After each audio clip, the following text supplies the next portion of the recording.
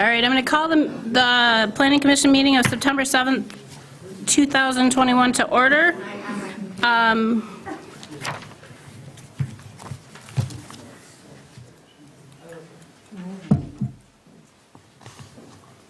Claire, can you do the roll?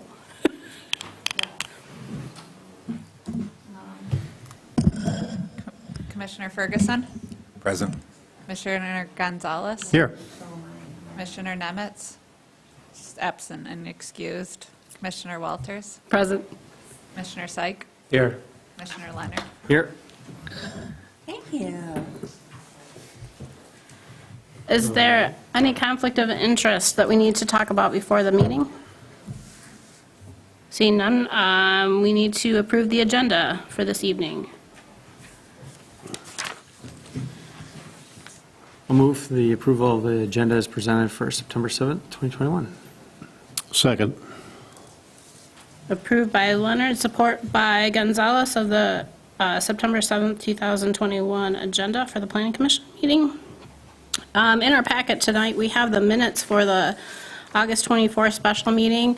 These are presented for information only because we did not have a quorum, but in that packet was the meeting minutes for the August site plan review meetings, as well as the regular meeting minutes for the August meeting. Since we did not have quorum, we did not approve those, but they were not in our packet tonight, so we will put those in the October packet for approval. At this time, we will have public comment for anything that is not on tonight's agenda. If you'd like to make public comment, please come to the lectern, state your name and address, and please keep your comments to about 3 minutes. Any takers? Okay, we'll close the public comment.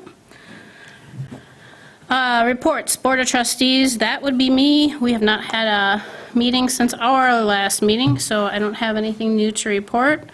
ZBA, Paul. Yeah, we had a variance request for an accessory building within the setback requirements on the Boardman River, and that was denied.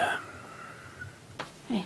What was the, how far were they trying to get into the setback? They wanted to be at about 80 feet, Okay, and 150 feet is the rule. okay, thank you. Any questions for Paul? Planning and Zoning Department, Claire, Leslie, Preston.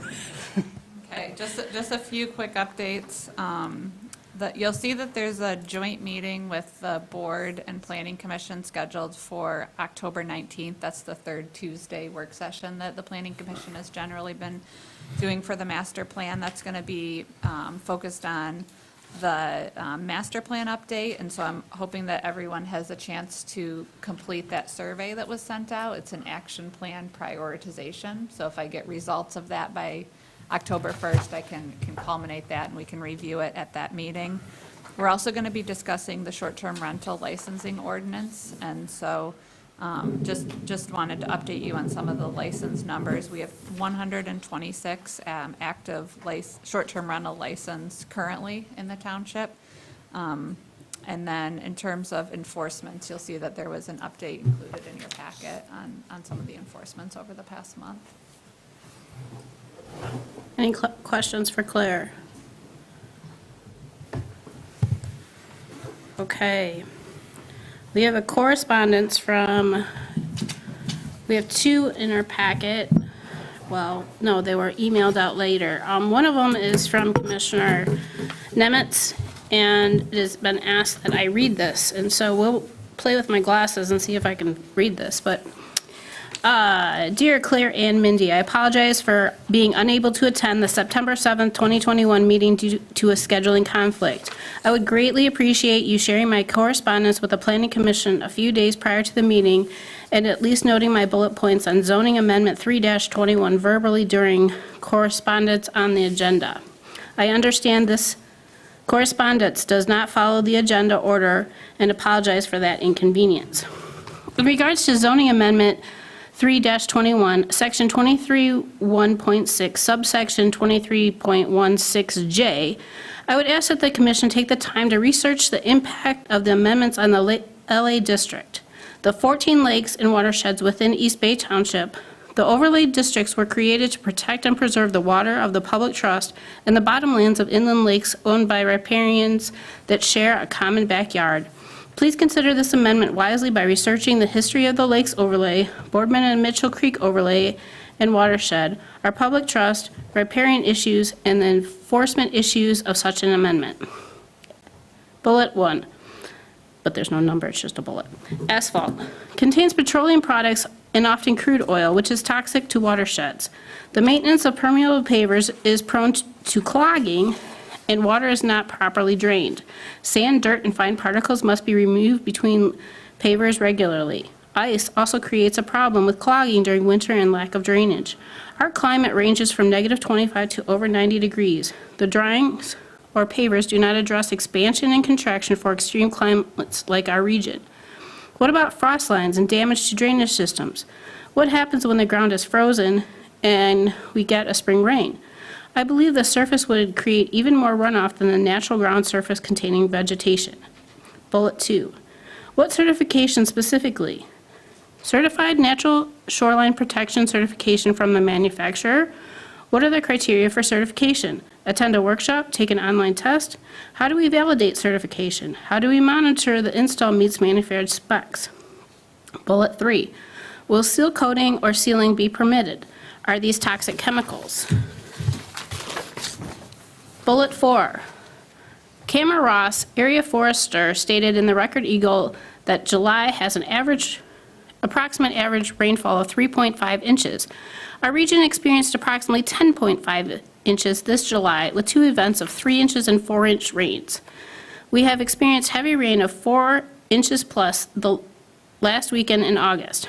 Runoff into the watershed would have been detrimental during these rains, as the paving systems would not handle these rains. Decks versus patios. A deck requires 8 to 10 post holes or piers and allows for less earth movement in a 50-foot setback. The deck also allows for vegetation and soil stabilization under the structure, as they cannot be ground level. A patio will require a great deal of earth movement, foreign sands, and products to be used, such as base and locking sand. In addition, from the drawing provided, it appears that, depending upon the soil and grade, that earth movements could be more than 3 feet in depth or so. It's hard to tell from the drawing exactly. The drawings also picture a filtration pipe that appears to leach runoff into the lower soil water. What if the water table is high? What if the filtration pipe becomes clogged? There is no mention of water tables in this ordinance or fluctuating lake levels. Bullet number 6, slope. Many of the lakes and rivers banks are sandy loam soils with steep banks and require stabilization.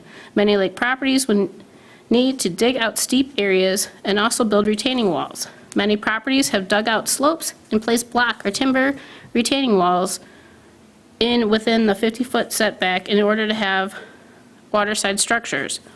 Erosion, trees, and vegetation removal will negatively impact and damage the watersheds. The converse is slope is wetland areas. Will fill be permitted? Again, it brings water table into question. Bullet number 7.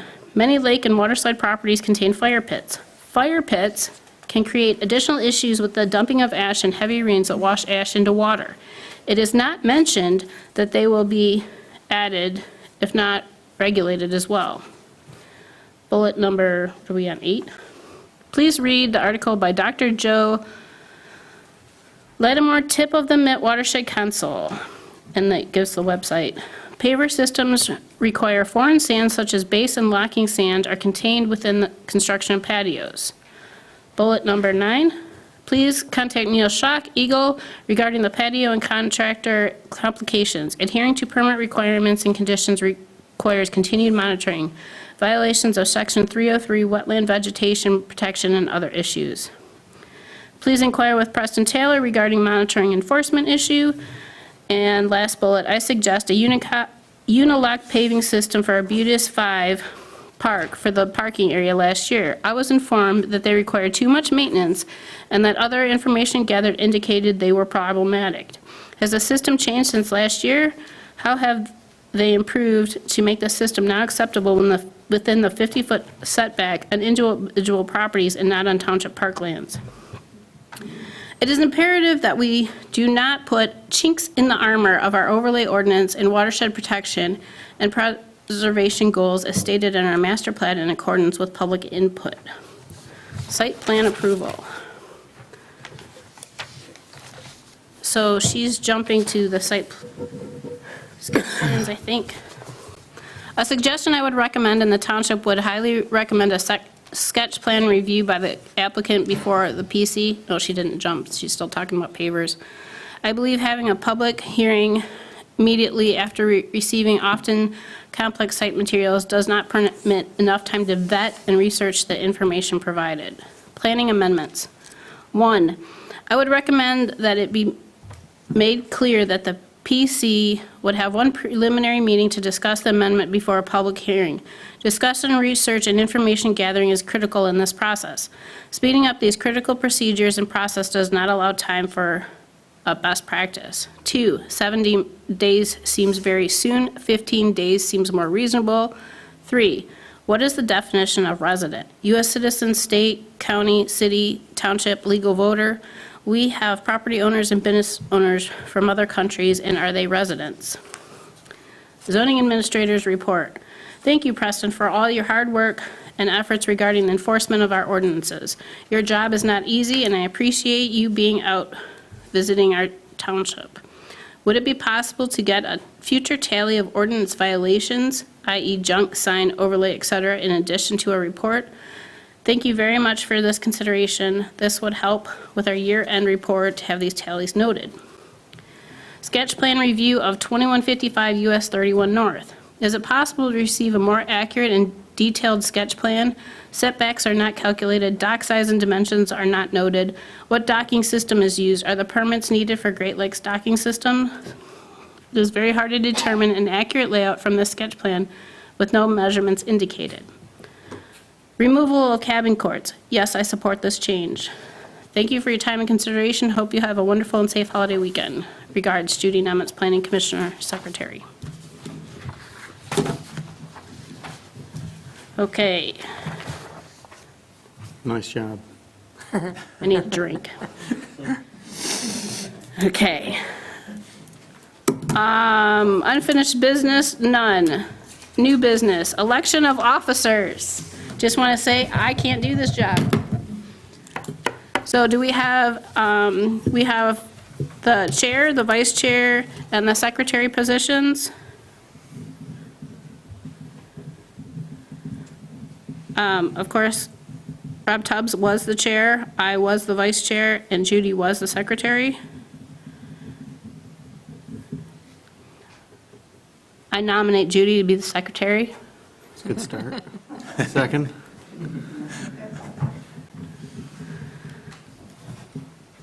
Motion by Walters, support by Leonard for Judy to remain the secretary. All in favor signify by saying aye. Aye. All opposed, same sign. Okay, Judy is secretary. Okay, vice chair. You want to go to chair? I don't care. You guys had ideas. Who's fighting for it? All right, I'll nominate John Syke for chair and Dan Leonard for vice chair. I'll support that.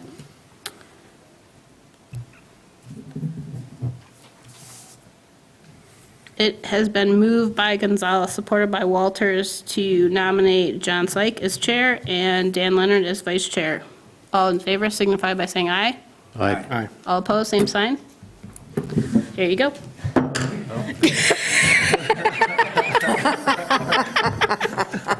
right. Unless you want me to do it. Can you finish out the? I can do All right, I it. appreciate that. Little chance to figure out what's going to happen next. Okay, first we've, new business B, a sketch plan review for the Beach View Apartments at 1470 US 31 North.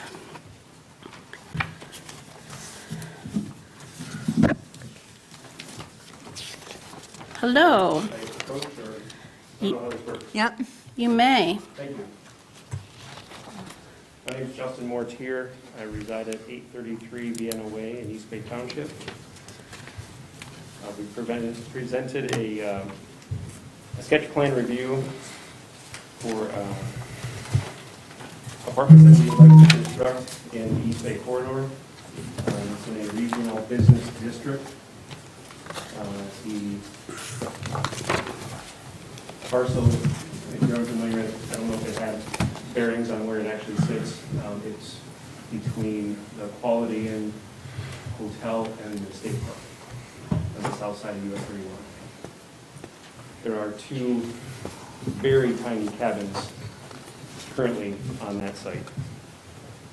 It's an inefficient use of that space, and we would like to change that as quickly as we can and construct one building with 12 units, approximately 1,500 square feet per unit, 3 bedrooms, 2.5 baths. And the site plan is presented to you. We've also got some sample floor plans. It's similar to the floor plan diagram and elevation of Brookside Apartments, which are located across the street from Costco.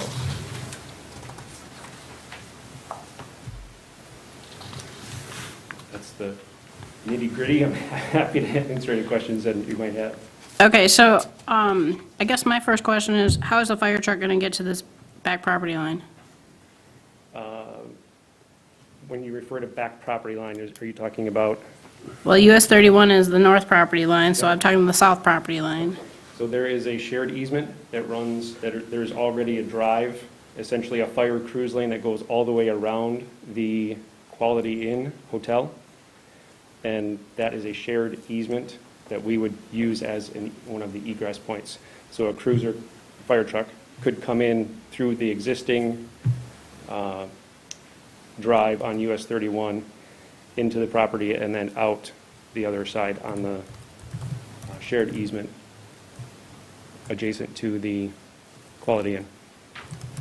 Obviously, we would need to get their blessing on that next.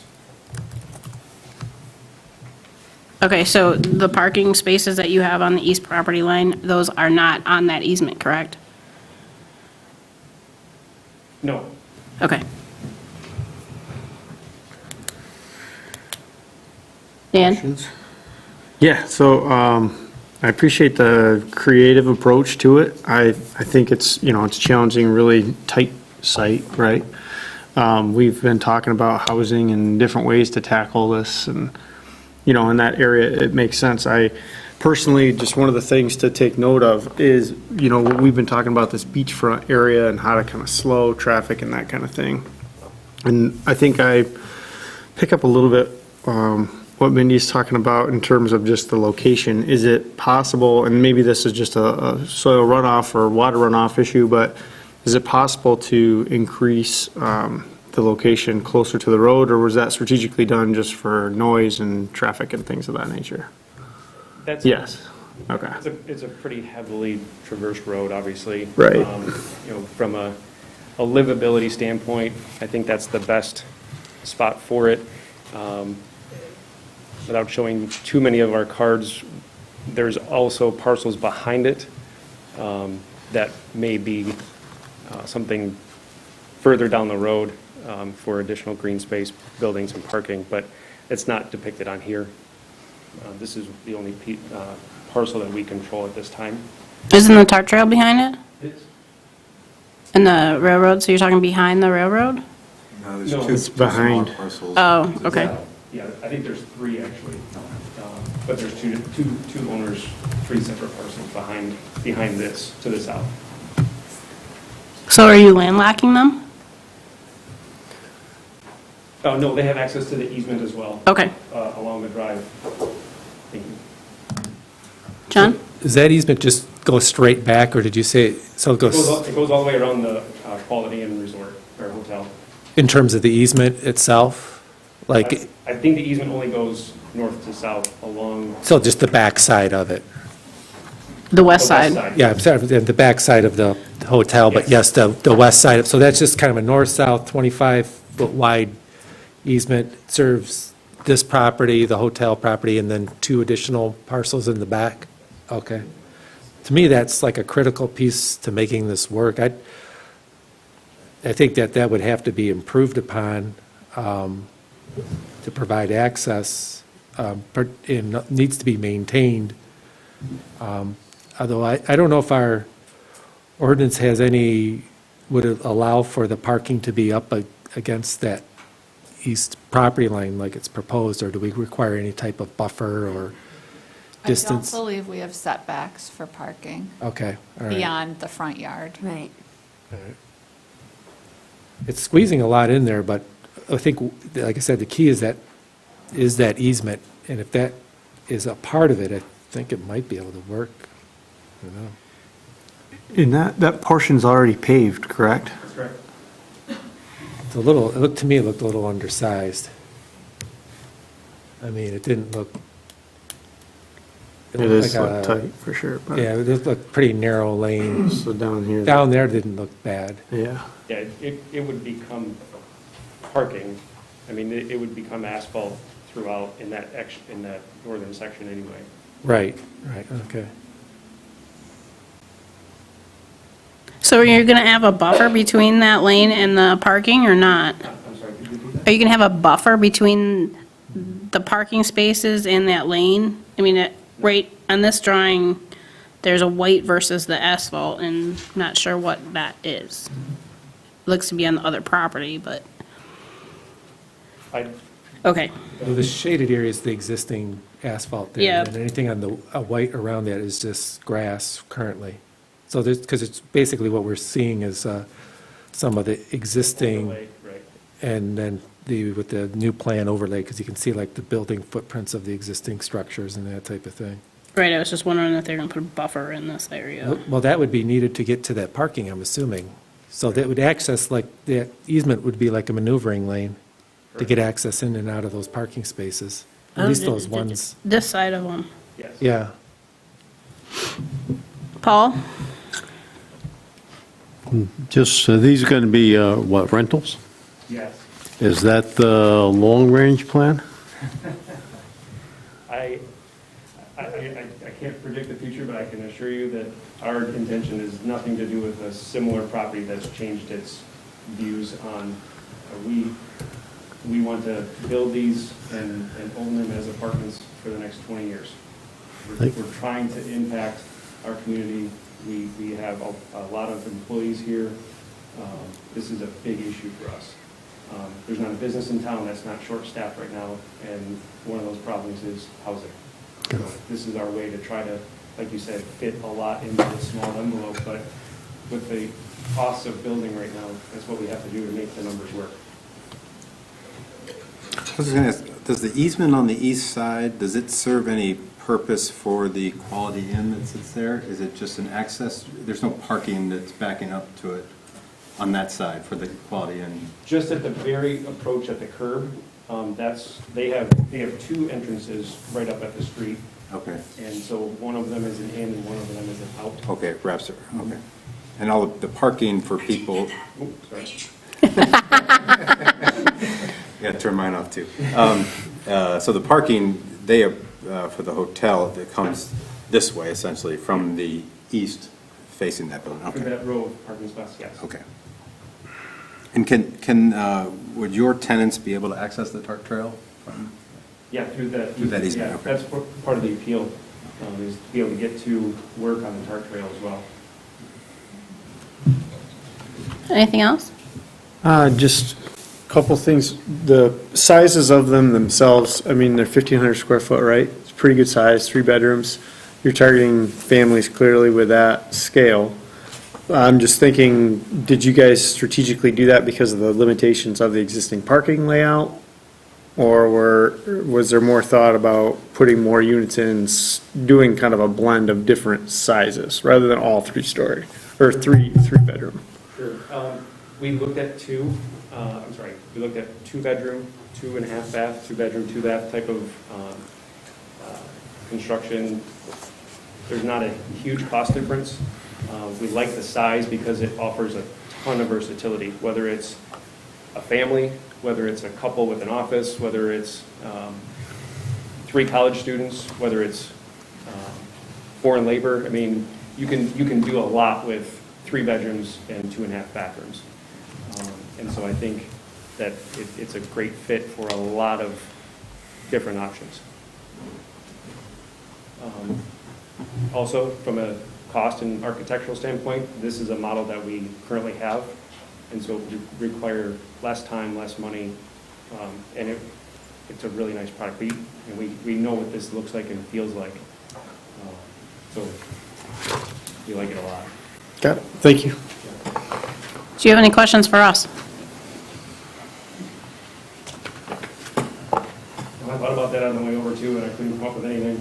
Okay, so in my opinion, the biggest thing is that easement.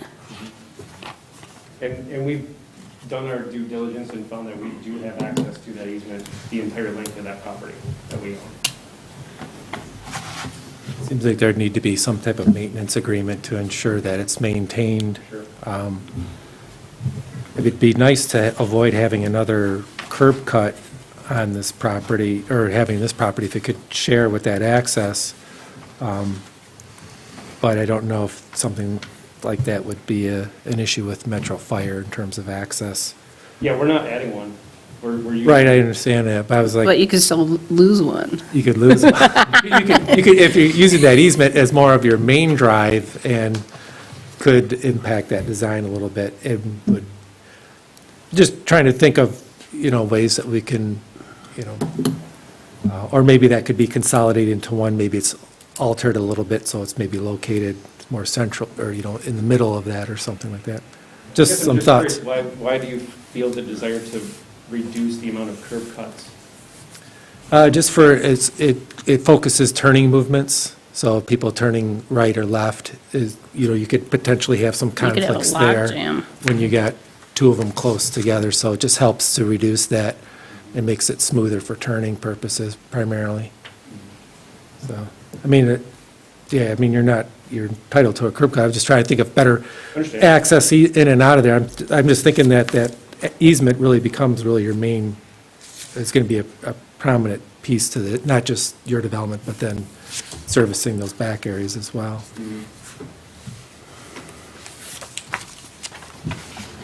Mindy, I have just a few other things that I think would be helpful for the Planning Commission to provide guidance on as they bring the site plan back in front of the Planning Commission. One, and I think this would be difficult to do, but I think the opportunity to have internal sidewalk connection where it's connected from US 31 to the apartments would be helpful. So I wanted to get feedback on that. Wanted to get feedback just on the screening. So I know that we've talked a lot about the trees in the regional business district and preserving that. So I think there could be an opportunity to do some landscaping along there since parking is in front. And then the last piece that I just wanted to highlight, it's the application would be for a total of 18 dwelling units per acre, but there's no minimum density in the regional business district. So just wanted to highlight that as well. It's a higher density than what we've generally had in other developments, but I think the number of units is probably consistent with other developments on that corridor.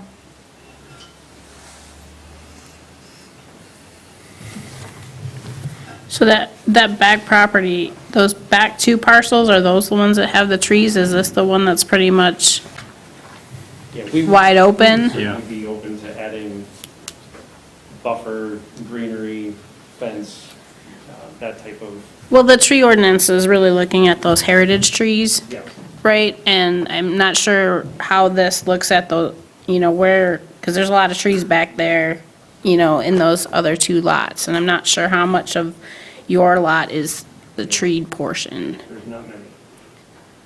Okay. There are a couple of those heritage type trees. Our goal is to find a supplier that actually has those specific white pines that are groomed that way, and to put a couple and replace. So we're very open to that. We love that feel of that corridor, and we want to preserve that too. So the units are gonna face the back of the Quality Inn? The front would, yes. There would be windows on 3 sides of the unit. The shared wall would be the only one that wouldn't have windows. So they would have windows to the east, the north, and the west on the northern units. And then on the southern units, they would face east, west, and south. There's no windows on that side of the motel, right? I don't believe so. If there is, I think it's all solid.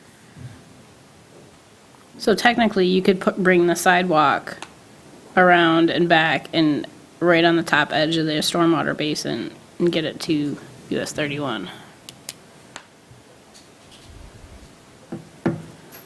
We would have sidewalk along the front of the building regardless. Well, right, but to get it to 31, May I come and see where you're pointing? sure.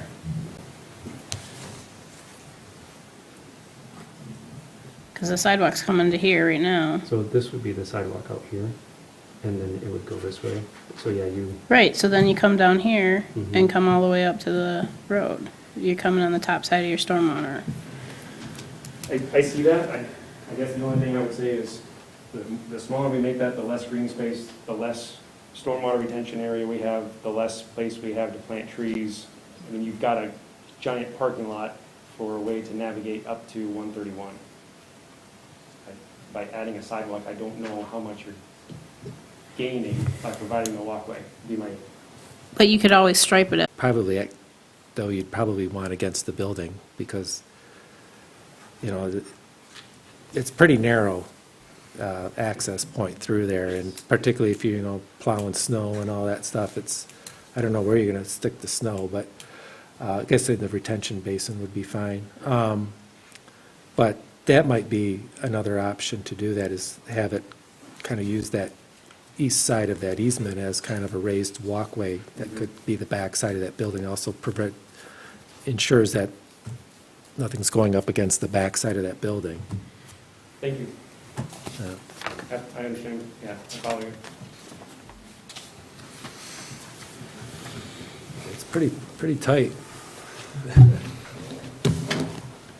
Thank you.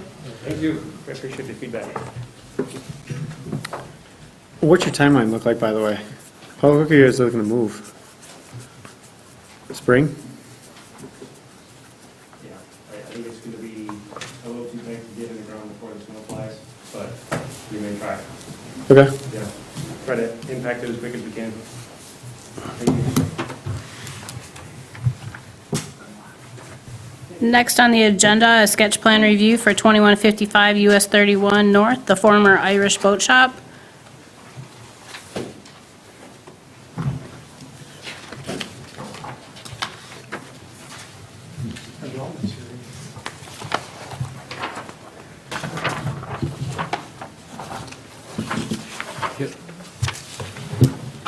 Thank you. Of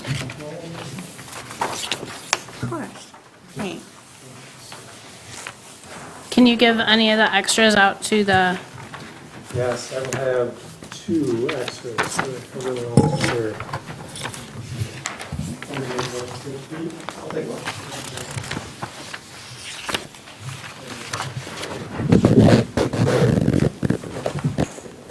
Thank you.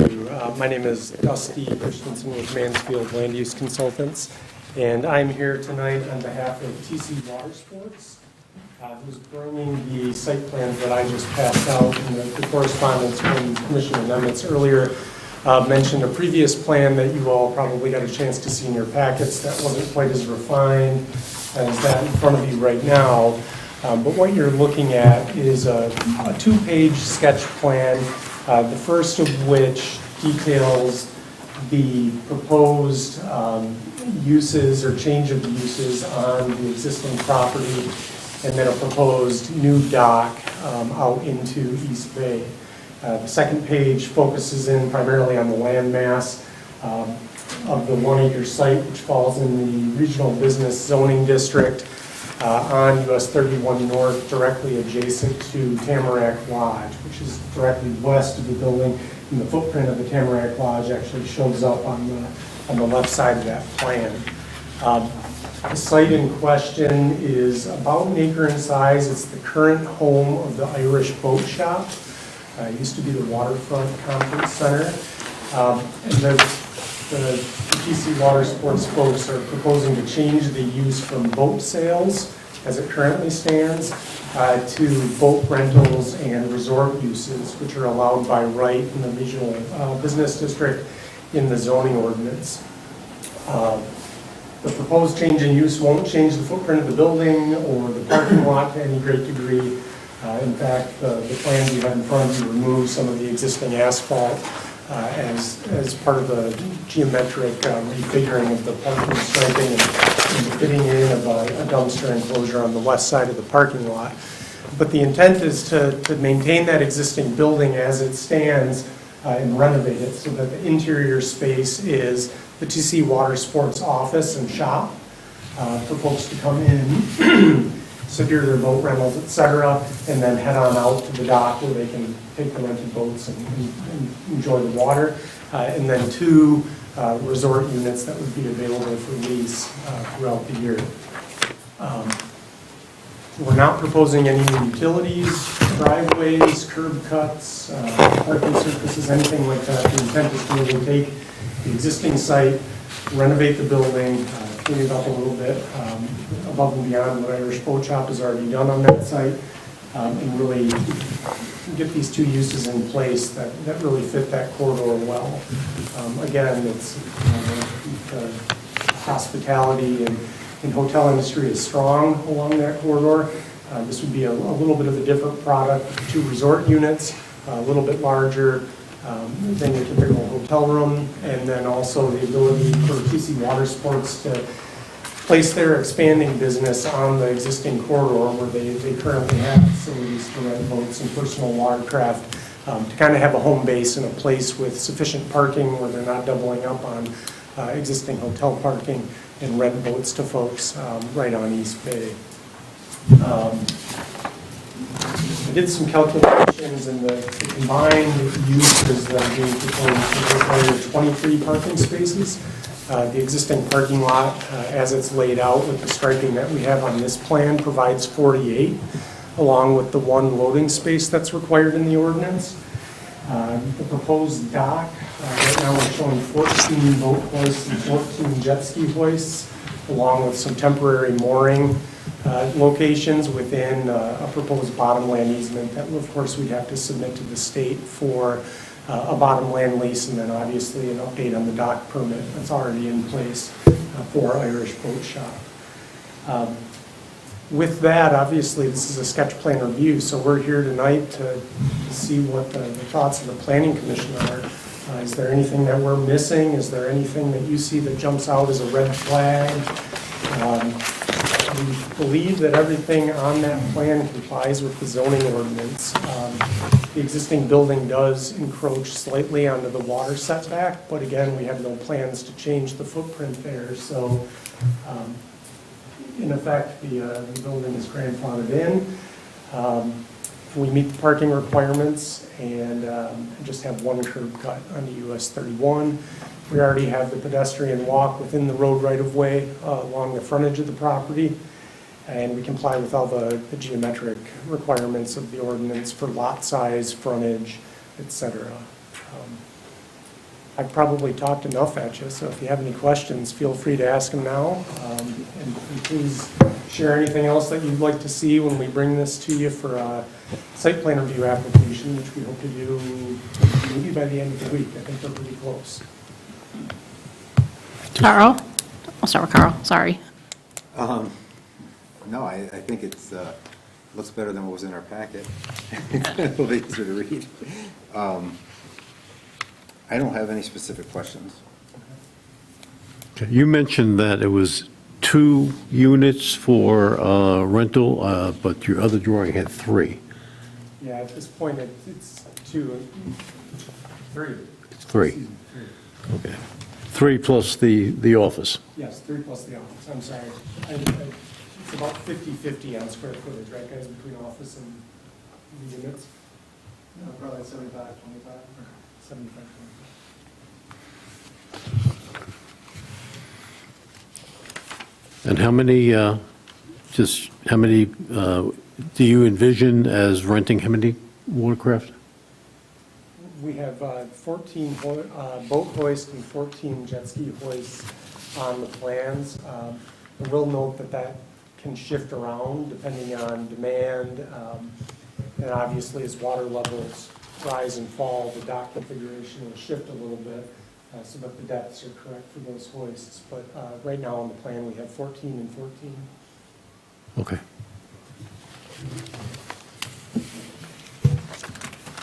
John? So you said something about you'd have to get state approval to have this seasonal dock out. How does that work? It's a standard EGLE temporary dock permit. Okay. For commercial uses like this. Well, frankly, for any use, you're supposed to get a bottom land lease from the state in the Great Lakes, below the ordinary high. There is an existing bottom land lease for the property that's been issued to Irish Boat Shop for the seasonal dock that they have out there right now. Okay. It's a little bit smaller than what we're showing, but that's a process that we've been through in the past, and it's administered by Eagle, and it's pretty straightforward. But So how long is that lease? How's that go into effect? Is it like something that's I renewed, or don't is know if they it? have an actual cap on it, or if you have Okay. to renew them, but I think typically it's, yeah, in place for quite a Okay. while. So you'd want to get that for the area that's kind of identified, and then you may adjust the docks The dock based on? within that bottom land lease, the dock gets Okay. reconfigured, yep. Okay. I don't have any issues with it. I was just, the only thing is understanding what the potential impact is for the need for parking in that area. And I realize that it's kind of a, it's a seasonal type of operation, so it's going to be, but it could be very busy if you had a lot of activity, rentals, and then I'm just wondering if there'd be sufficient parking for that. Not that I'm trying to ensure that we have lots of parking everywhere we go, but that would be one of the concerns, is potential if it is, and hopefully would be a very active business. Might be some issues related to that, I don't know, but I think it's a good use for that site. And this is a business that's already existing in the township. And Yes. they'd be looking to relocate in an area that fits their business model better. Not necessarily relocate, but just expand and give themselves a home base. Okay, expand it, okay. Nearby to the other facilities. But Okay. TC Water Sports is the name of the company. Right. I have Sudbury Boyer and Jeff Bensley here with TC Water Sports to answer any day-to-day questions that I can't. And how long have you guys been running your operation in East Bay? 2013. You need to come to the lectern because this is videotape, so we need people that are on to be able to hear. Their business in East Bay since 2013. So are the moorings rented out to? No. How are those used? The mooring spaces that you see on the plan are temporary, and it's more for logistics and shuffling watercraft back and Oh, forth okay. as things get busy during the day. I see, makes sense, okay. Dan?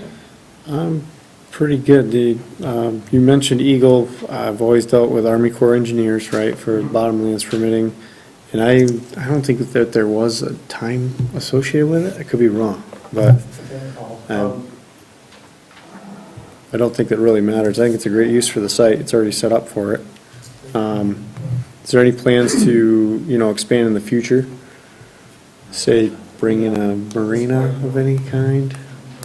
Maybe add some shore stations for rent to the general public? Okay. Thanks. So when we looked at the expansion of Tamarack, one of the things that they had to do was they had to change the location of the drive that goes between the two. And I see that you have that as part of your paved area. Is that for which goes over the creek? Right, I mean, it crosses the property line, obviously. This parcel has been split off from the Tamarack parcels, so it is a separate parcel at this point. So how does the, whatever huge amount of money that they were complaining about at site plan review when we were talking about the Tamarack come into play with this development? I'm not because, familiar with the issue that you're. because Eagle was requiring if they put that building in, that they had to change this system.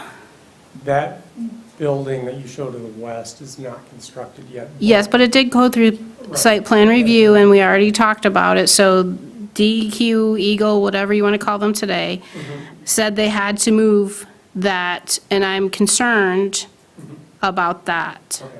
I'm not aware of that discussion or whatever was determined by either Eagle or the Planning Commission, so I'd have to research It that. wasn't planning commission involvement, it was told to the planning commission by the owner that Eagle was requiring this. Okay. I am unaware of any of those discussions, so I'll have to, We need to figure that out before it comes to us, because that could unfortunately jeopardize some things here, how so? just financially. I just don't want somebody to not know when this information is public knowledge. So you said, I heard that you are relocating the business, and I also heard that you're not relocating, you're just expanding, and I want to understand that better. Not relocating, so they'll keep their current operations at a local hotel, continue to rent watercraft there. At which of them? Because there's multiple locations currently having their boats at them. And then this would act as a home base for TC Water Sports with office space and an additional rental capacity. So are the rental offices going to be removed from other locations that are not Sugar Beach? They will still have a sales booth, a rental office at their other location, and then they'll have rentals in an office space here. And what about the moorings that are out on the other properties? I can't speak to that right now. We're here for sketch plan review on this property. Right, and this is the whole thing, so, and it's East Bay Township, so I'm just trying to figure out what we're talking about. Those will all be maintained. So they intend to keep their operations at the other property as they stand and are permitted today, and then this would be a new location for them. Okay, and so the other thing that I would like to, we've got an existing sign out there. Are they going to change the size of the sign, or are they just going to reuse the one that's already there? At this point, the plan is to reuse what's there. If that changes, obviously, we have to come back to the township and get a sign permit for a new sign. Okay, and then I don't see any spaces on here for trailered boats at all? Are there? There won't be any boats stored in the parking lot, to my knowledge. What about winter? In the winter, I believe, and I'll verify, you guys have off-site storage, correct? Off-site storage. Okay. So can I just bring up one kind of, in reviewing the zoning ordinance and the definitions, the regional business district is a little bit unique in that it allows combination of uses. Other districts don't. So this is a perfect candidate for a combination of uses, both with the resort and the boat rental. I did want to just make sure that we identify exactly what uses permitted by right these are from the zoning ordinance, because the ordinance allows in regional business district to permit uses that are permitted by right that are similar to those permitted by right. So I did want to, my recommendation would be that this is a pretty good fit for hotel and motel, because they're looking at resort, and then marina. But this is not a marina, because this went before the zoning board of appeals. The zoning board of appeals looked at TC Water Sports operation and said, no, it doesn't fit the definition of marina. However, the regional business district allows some flexibility and latitude for the planning commission to make a determination that this use would be similar to a marina, in that it would have similar impacts on, adjacent and surrounding uses. It's similar in kind of the impact and the type of intensity along that corridor. So my recommendation would be, for the planning commission to consider this combination of uses, and then also those two that are not specifically meet those definitions, but are similar in nature. So I just wanted to highlight that before they came back for the formal site plan review. You're not proposing a change in language to To the Just for zoning our ordinance? understanding of it. Yeah, so the regional business district is unique in that it allows a use that's not explicitly listed as a permitted use, but the planning commission can make a determination that it's similar in nature and would be appropriate for that corridor. So, there's a number of different rental operations, as you know, along that corridor, a number of different companies that operate, and they don't really fit into a specific use definition in our zoning ordinance. The zoning board of appeals determined that they're not a marina. They also don't really fit with our definition of recreational uses, so it's been difficult to pigeonhole them into exactly what they would be considered or what use they are. Do any of the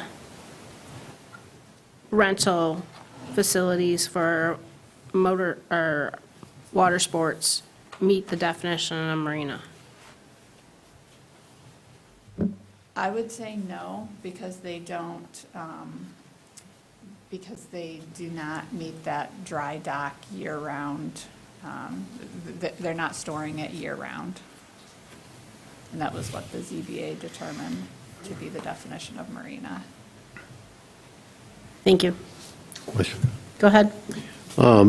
Looking at the boat slips here and everything else, where do you gas them? I mean, if you're going to have rental, what is going to be the, where you gas? And I'm assuming, are these all jet skis, or what type of boats are you talking about? Half jet ski, half just standard motor watercraft. That's a broad topic. The biggest boats, and I believe Sabrina and Jeff told me they're using are 26-foot boats. Okay, because those get fueled dockside. Where? On the hoists or dockside in the water. So there's fuel is brought on site by the business. They ferry the fuel out to the dock and then fuel the boats. Is there any thoughts about pump outs, or? No, it's like septic pump outs for marine toilets? No. Okay. That's probably going to be more of an Eagle issue, but just asking. Because I don't see any facility, and then, so you're running gas all the way out to the end and then putting gas in the boat on the water. Okay.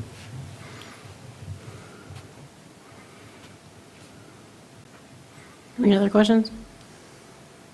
Just getting back to what Claire was talking about, the use, and so I see where it says, you're making a comment there that it's up to the planning commission if this is a similar, which, in the definition, then, that there is not a definition in the ordinance for marina, so that's where there is. But the interpretation of that by the ZBA determined that it was not, this is not as consistent with that, okay? It was not consistent with All that right. definition, and I think that it was related to the year-round storage of the boat. Okay, all right.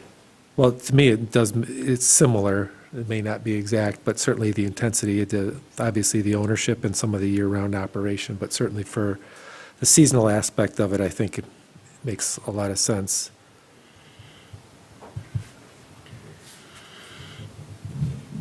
Do you have any more questions for us? I know, if there's nothing else, thank you for your time. Saburi, Jeff, do you have any questions for us? If you do, please come to the lectern.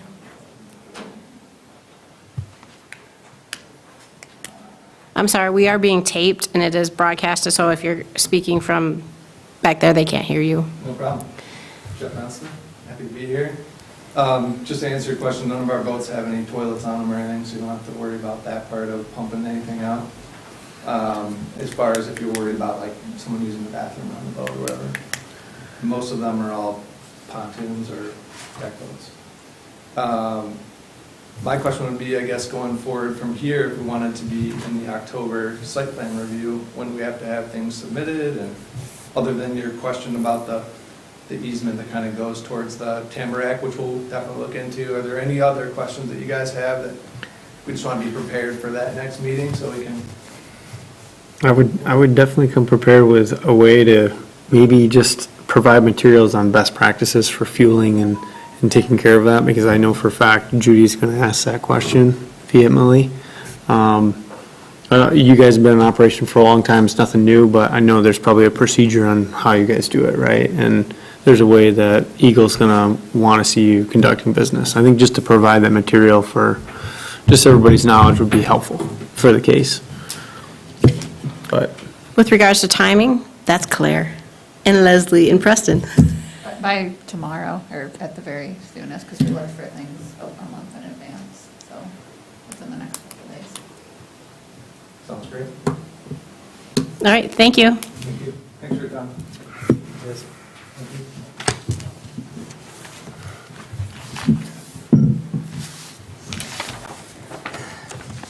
The next up for conversation is zoning amendment 3-21, permeable pavers, discussion and action to set public hearing if we choose. I understand there's someone that wanted to present on this. Yeah, I could provide just a little context. That'd be and then perfect. I think that the applicant is here as well, or a representative of the applicant. So the applicant for this zoning ordinance text amendment is Wilhelm and Associates, their landscaping company. If approved, this amendment that's before you would add standards to allow one permeable patio not to exceed 200 square feet within the 50-foot setback of the Forest Lakes Overlay District. So the draft language that's presented in front of you tonight, it was developed by staff with input both from our legal counsel and from the township engineer. Since this is a formal application for a text amendment, we do need to make sure that we're required to hold a public hearing. And so I would recommend scheduling that for October 5th. But the purpose of tonight is to review the draft language and provide any feedback from the planning commission so that we can make adjustments and changes to the draft language that would come before the planning commission at the public hearing. So I wanted to just highlight a few items. One is the Watershed Center, I thought made a really good point in a letter that they sent in recommending that, you know, a permeable patio is probably similar to a waterside deck in its impact, and maybe amending this language so that it's an either or, either a waterside deck or a permeable patio, but one per property. Right now we don't have a limit on the number of waterside decks, and so we've had property owners that have come in and received permits for multiple waterside decks because we don't have any type of limit in our ordinance. I think that's something that we definitely need to change and address. And so I thought that was a good recommendation. I also wanted to highlight, although the retaining walls are not part of this text amendment, there's been a number of questions related to retaining walls. So as the ordinance is currently written and based on our input and review from legal counsel, the county and state both have jurisdiction over any shoreline stabilization structures that are within that 50-foot setback. If it's waterward of the ordinary high water mark, it's Eagle. If it's landward, then it's generally soil erosion. So all other walls that are not shoreline stabilization walls are prohibited based in the Forest Lakes Overlay District.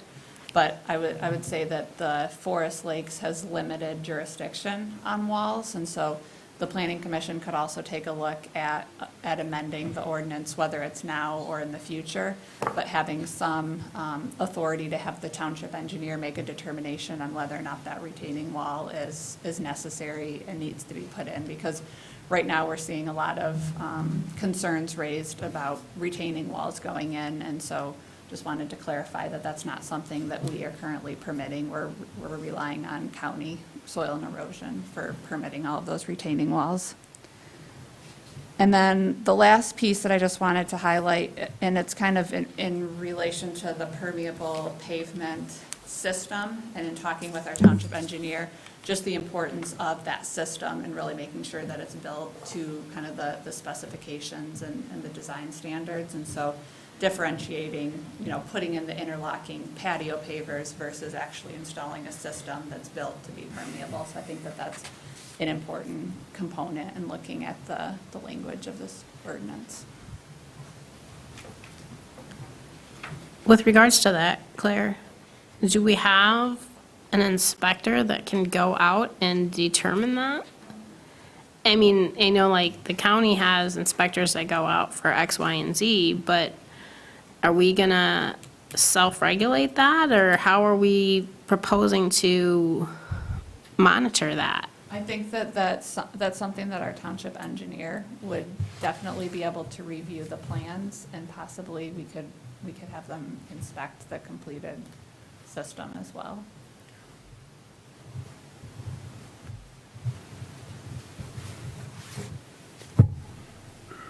Okay. Dan? I just wonder on if you guys have had conversation back and forth with Peter. I read through his correspondence and just kind of that gray line that we're kind of establishing with it being a structure, but it's like the only ground structure that we would be permitting.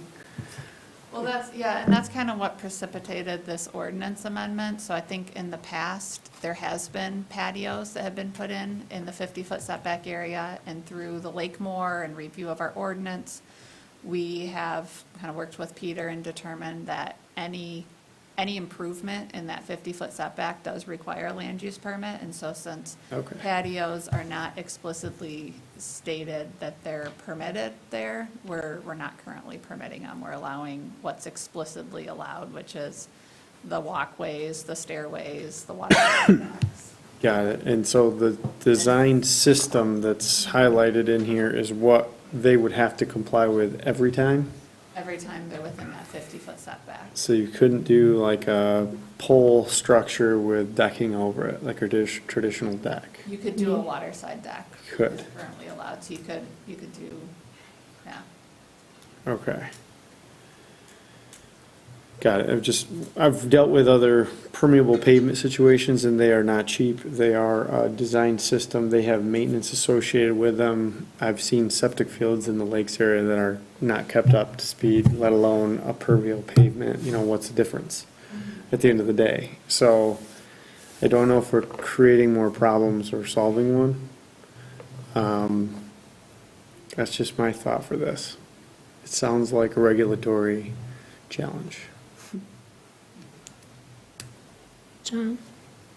Yeah, I think it's important to maybe revisit the purpose and intent of the 50-foot setback requirement, because I think this needs to be evaluated in that context, and that 50-foot setback requirement is going to be very important for water quality and so forth. I think it has to understand what is it we're trying to achieve by that, and that will help to guide some of these decisions, because I think this, as presented, is very technical.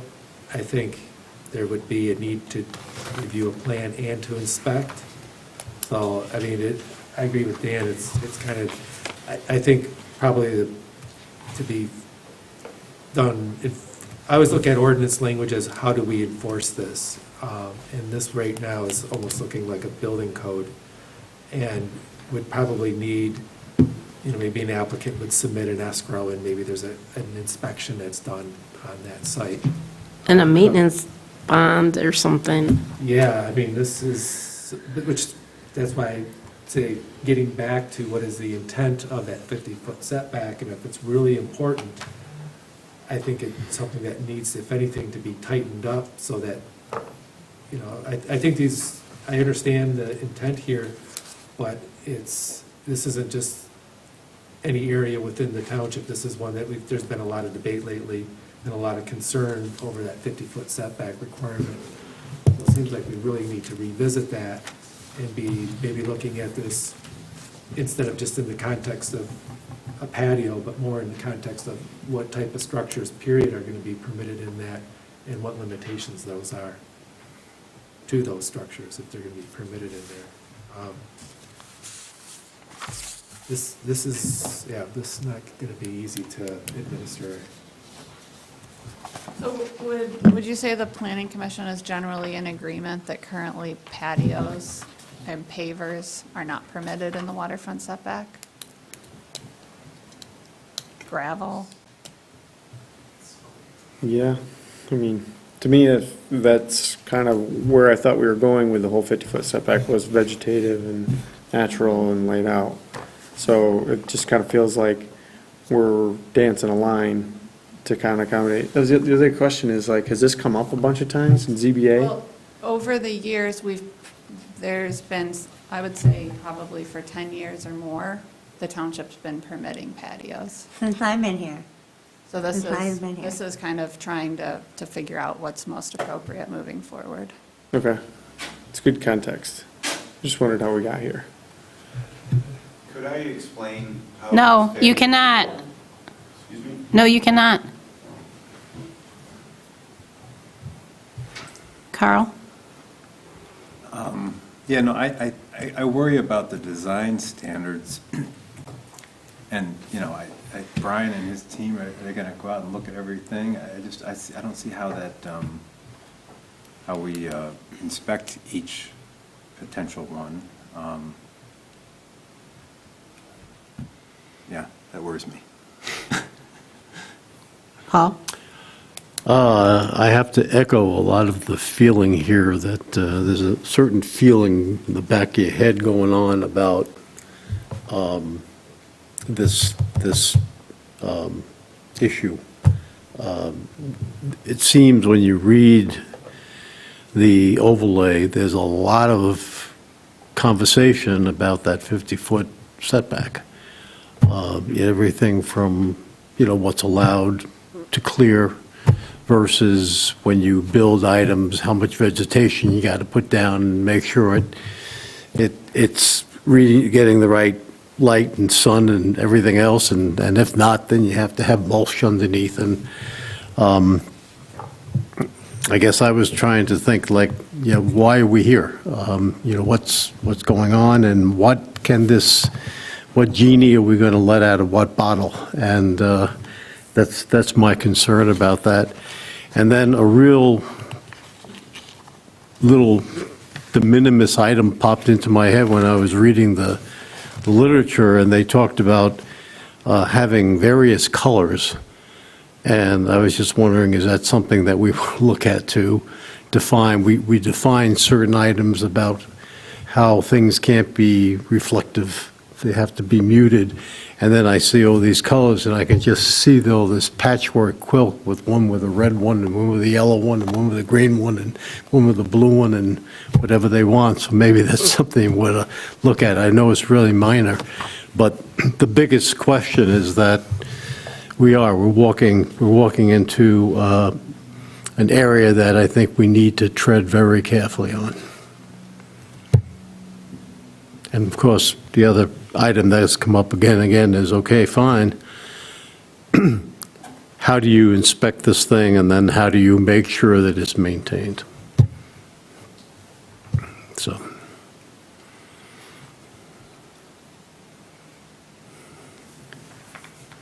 So are you the applicant or the representative of the applicant? If you can come to the lectern, we will hear from you at this time.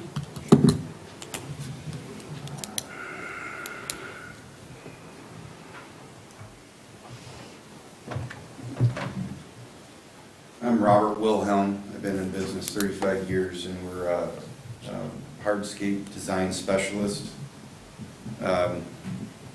We've been doing, in 35 years in business, probably done, give or take, $50 million in sales. So we put patios all over the state, and I've never experienced this in my whole entire process. What is this? To go forth and ask the township to put a permeable patio in versus a deck. And even Old Mission, we certainly want to comply and let people know what we're doing, because homeowners do it all the time without permits. That happens.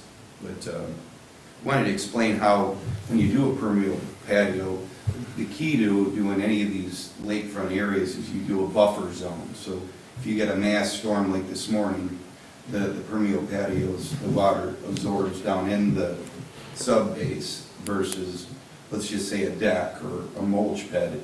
Everything just flows right into the lake.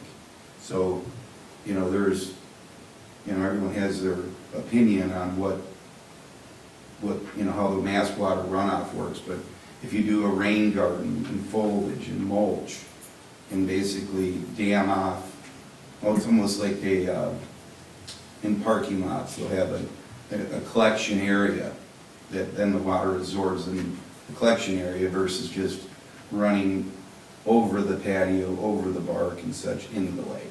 So we've been always, making our frontages nice with foliage and bark and not, not obtrusive to, the multicolored look. I mean, anyone that's seen our work, we go over the top to make it look like it fits, not foreign. Robert, we can't make an ordinance for you. We have to make an ordinance for everybody. Sure. And when you're talking about the wonderful things that you do, I applaud that, but that doesn't mean that that's what everybody does. So we have to have an ordinance for everybody. Sure. So, Absolutely. so that's how we are looking at this. We're not looking at your work really at all. I mean, we are because you're the one that brought it here, but we're looking at everybody's potential. So don't take it, I think you're a little upset, and I don't want you to be upset at all. We're looking at it not because of what you have done or Sure.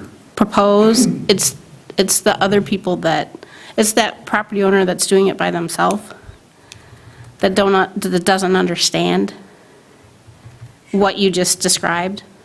Well, a lot of contractors don't do it that way, and I actually always want these jobs to look like we were never there, the right foliage and the design, and I don't know if by chance if any of the these guests here, seen what we're doing by chance. Is it included in their paperwork?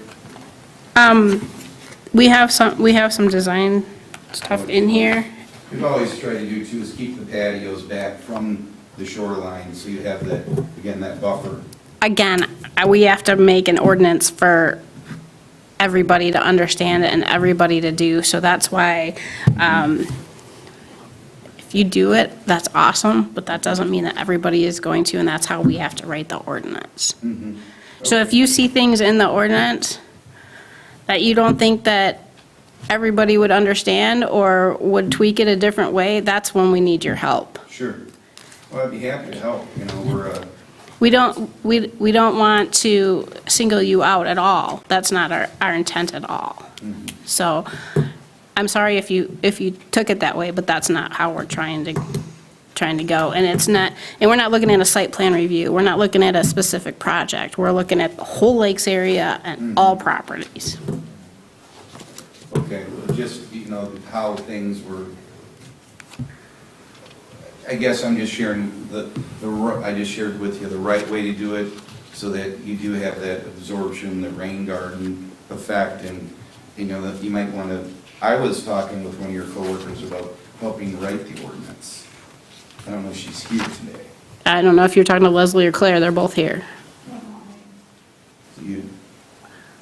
So it was one of your coworkers, I've talked with a lot of people, but anyways, we were trying to shape it in to be, Yeah, so I think that you and I were speaking, and this what's presented in front of the planning commission is the ordinance. So it would be, the text amendment would actually be is a draft to amend the ordinance. And so it would be, if this was approved by the township, then this would apply to every property in the Forest Lakes overlay district.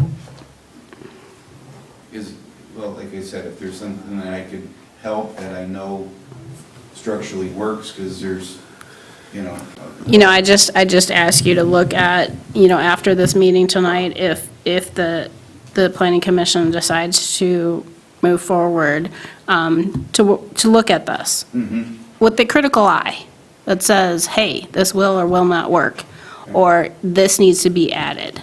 That kind of thing is what we would love for you to help us with. Sure. Well, what I would say, just, by visiting another client's, the deck systems is by far more worse than a permeable patio. if it's done correctly. In generally, people just build a deck, it's full of sand underneath it, Well, the permeable paper, if it's done correctly. absolutely. You just, correct, but it's really a simple, it's really a simple system. It's not, we're not building a parking lot. There's a size requirement that we're considering, 200 square keep it feet. small, because we have, clients that we're putting big areas on, and I'll respect what the township will consider, but, we're in business here to put people to work too, so to tell, homeowner that's paying an awful lot of taxes, that's, I don't know. Right, but you have to remember that the overlay that does exist was put together by the taxpayers of this community for what they wanted for the lakes area. So it was written by the taxpayers, for the taxpayers. So we're just trying to make sure that we are able to enforce it and get everybody on the same page. Sure. Okay, thank you, Robert. You're welcome, thank you. I got an idea. Okay, what's your idea? Mr. Vice Chair. Yeah, I'd love to just kind of I'd love to have Judy be a part of this conversation. She's going to be super passionate about this, so just know that. A, B, I almost feel like I'd love to get Robert and sit down and do just a work session. Maybe we can hammer something out over the course of a couple hours in a meeting. Sure. Just kind of talk through like how we got here to an extent. I think if we're going to be making decisions based upon like one request, like that's not, I hate doing that. If we can show a trend of like how we got here and what we're really trying to accomplish, and how it fits into the existing, regulatory system we have, it's pretty clear that we generally want to use this for protecting the watershed and balance that with enjoying, the activation of the waterfront.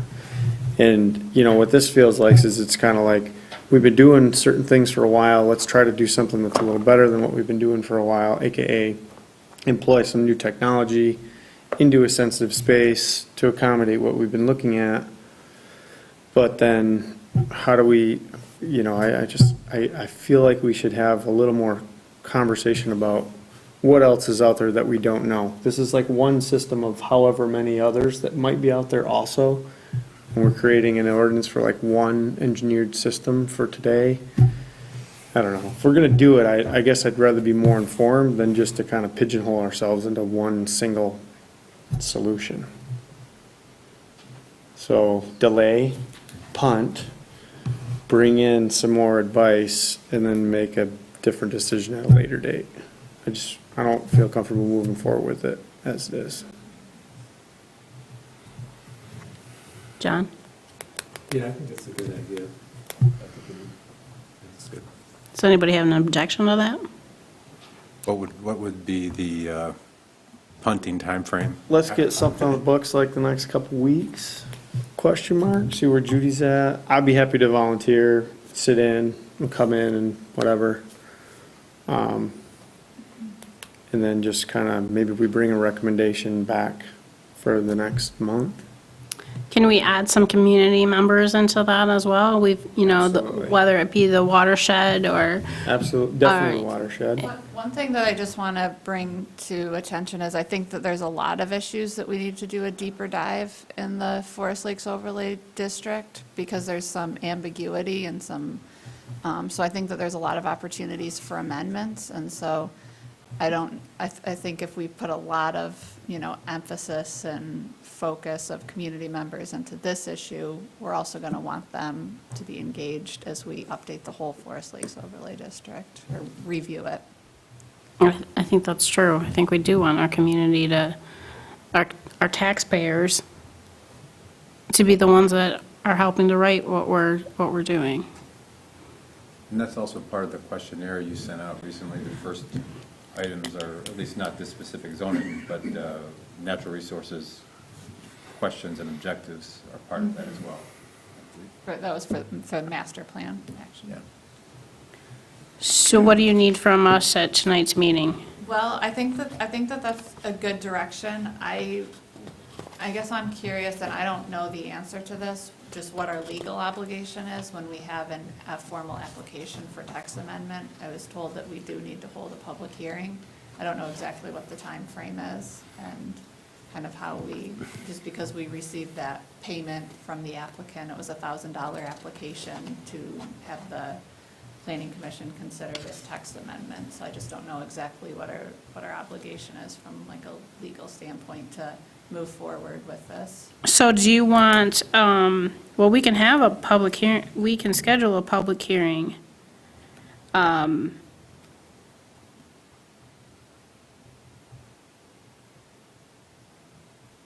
And we can talk to legal, and then can we cancel the public hearing after we talk to legal?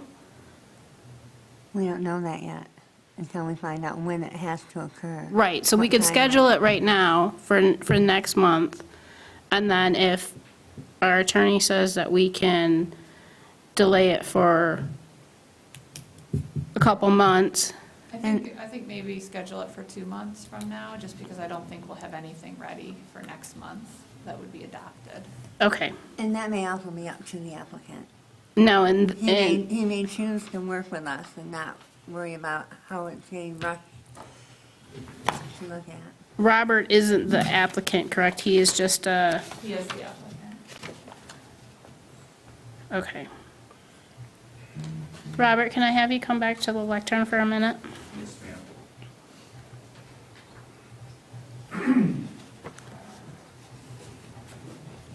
We would like to have a discussion amongst the planning commission and the community and yourself to talk about this aspect.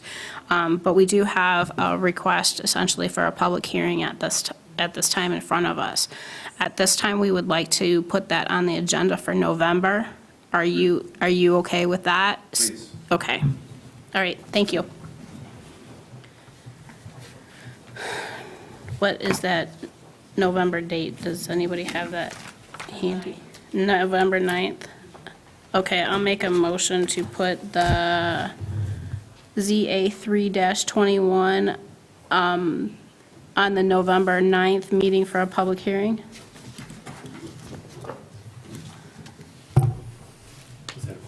I did. I need support, though. Okay. Support, all right, so motion by Walter, support by Syke for the November 9th public hearing of ZA 3-21. And could you provide just some direction to staff about moving forward with this working group?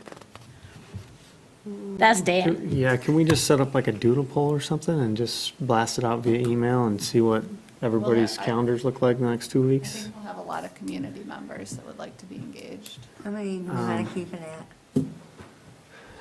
How many what? How many do we want to keep this committee at? Yeah. I mean, I would think somebody from Eagle, somebody from Watershed Center, somebody from the Lakes General, Judy for sure.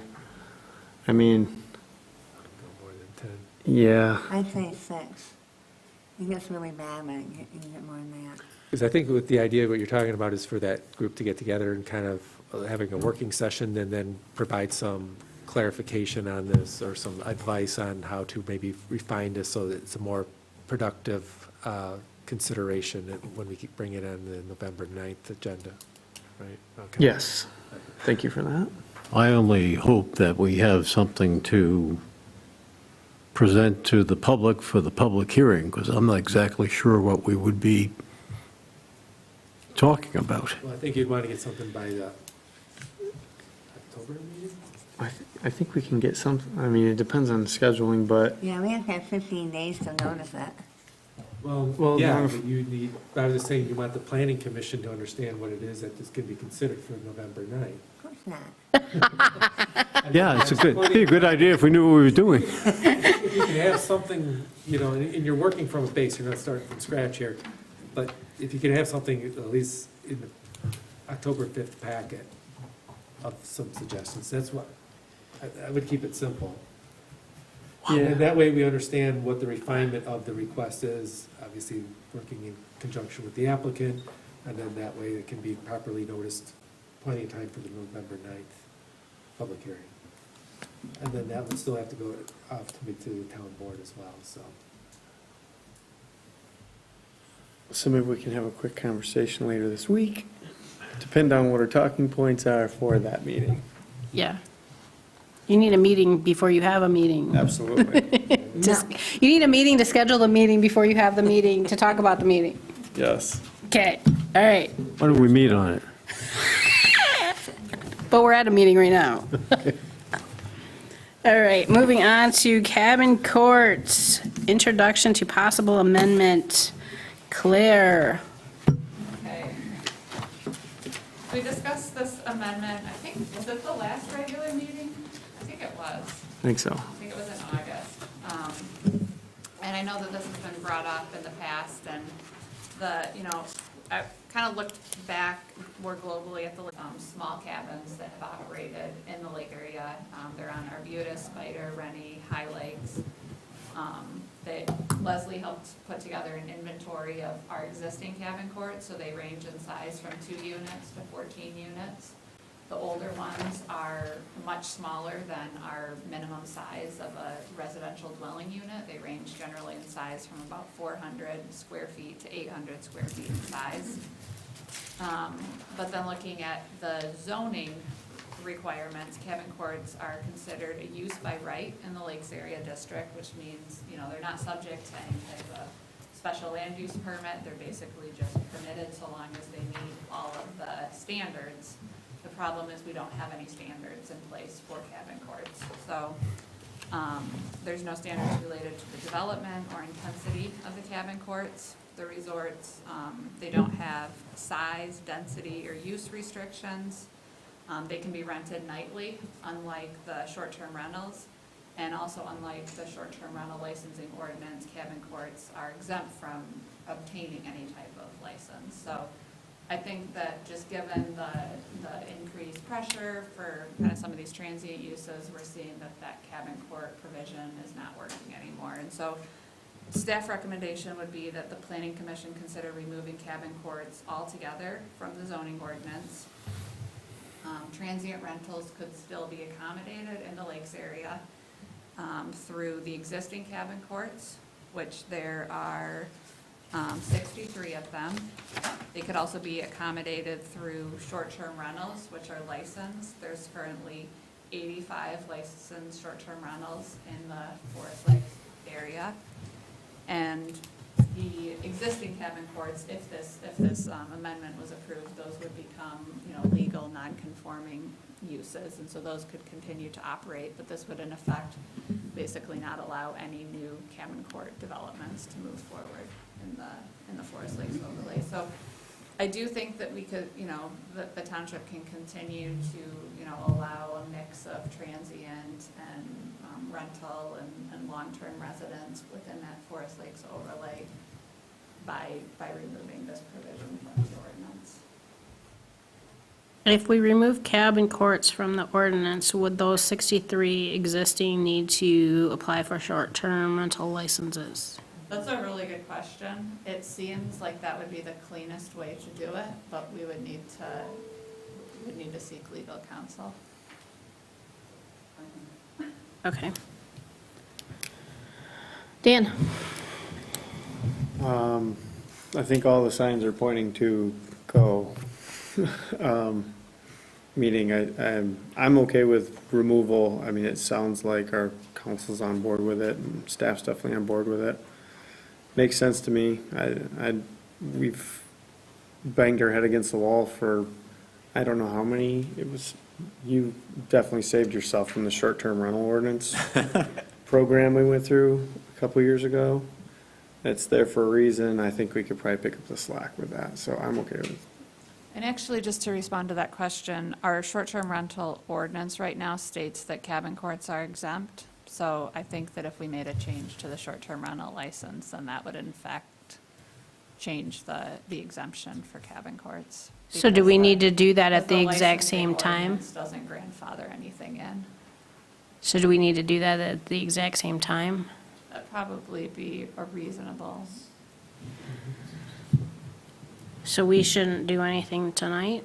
Or do we? There's nothing, there's no language in front of you tonight, so Okay. tonight is really just, do you want to set a public hearing, and do you want to move forward with reviewing. I've kind of put the possible zoning amendment, the specific sections that would be amended. There's 3.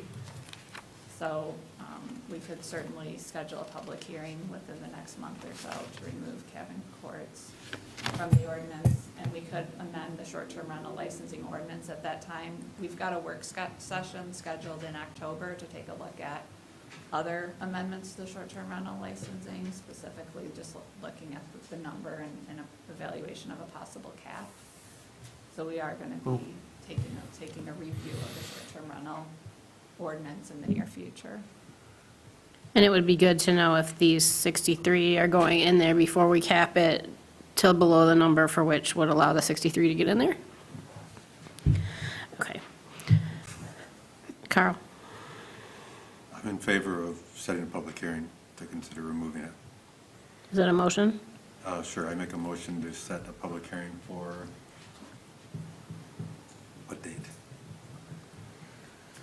The October 5th is our next meeting, so that would be the soonest we could do the public hearing. Motion to set a public hearing to draft a zoning text amendment to remove cabin courts as a use permitted by right for October 5th. I'll second that. A motion by Ferguson and support by Leonard to set a public hearing for October 5th, 2021, to remove cabin courts in the residential, agricultural, and rural zoning districts in Section 213 and Section 303. All in favor? Is that what you said? Yes. Paul? Question, though. This is not exactly to the point, but if we do this and with the existing cabin courts, currently the definition is a mile wide and a mile deep. I mean, you could drive anything through it. So in reconstructing and looking at this, would we not want to have some tighter definition for those existing cabin courts? Because otherwise, we've got, 63, well, in any one, we got 63 units, but we have, if they sell the cabin court and now all of a sudden they still have their grand person because they have the cabin court, and then all of a sudden we go from a top 800, let's say average 500-foot unit, now we have a 5,000-foot unit. But you can't increase a non-conforming use, and they would become non-conforming. It would become non-conforming. I just want to understand that it Yeah. would become non-conforming, and they would have to stay Yes. at that level. Yeah. Okay. Just want to get that point of clarification. It just seems that it's kind of been flapping in the breeze for a while. Can I ask a question? You just, unfortunately, opened a can of worms for my head. So let's say we do that, and you got a 500 square foot footprint, and you've got 6 units, and they come in, it's sold, we discontinue, it's a legal non-conforming use. It sells, they come in, they ask to go up another story on the existing footprint. That's still increasing It the locks size. in as it is as of today. They're grandfathered and they're permitted, but they're non-conforming. They can't change, can't alter that non-conformity. So that would be in addition to the existing use. They can't increase the nonconformity, so that would be going up a story, that would be expanding, that would be increasing. Because, well, technically, the structures may or may not be non-conforming. I don't know what our minimum structure It's the size use is. that's It's the use, but yeah, you're Use and expanding the use by adding floor space to it. So, yeah, that's Okay. why it's the use aspect that, and that's something to consider. That's an important understanding, because those that do operate cabin courts currently would then be locked into that. They could sell the business, and it can go in perpetuity, but it can't be altered or expanded upon. Yeah. I noticed that there was one cabin court not listed on this list. But moving on. It was probably pre that cabin court. Excuse me? The list that was made was pre that cabin court. I did it a number of years ago, well, 2 years ago. I think you just did it a few months ago. Okay. Either way, I just have one other thing, is that if it is becoming a legal non-conforming issue, it is not one of these situations where you have 5 units at 500 apiece. You can't combine that as, say, I have 1 unit now at 2,500? No. I don't think you can alter it. I'm just, I mean, I guess it's important maybe to provide that language from the non-conforming section of the ordinance regarding non-conforming. yeah, uses. I'm just trying to, Yeah, because I think that's to understand what those would, Yeah. current ones would then become. yeah, I know, adhere but to. some of our what-ifs that we think we know, all of a sudden we find that we don't know. So Well, it's. As I'm saying, it depends on what that language, because you're. Exactly, so I'm looking, Mr. Future Chairman, as looking that the language is being as tight as we possibly can to avoid any big whoops in the future. Well, that's why you're on the ZBA.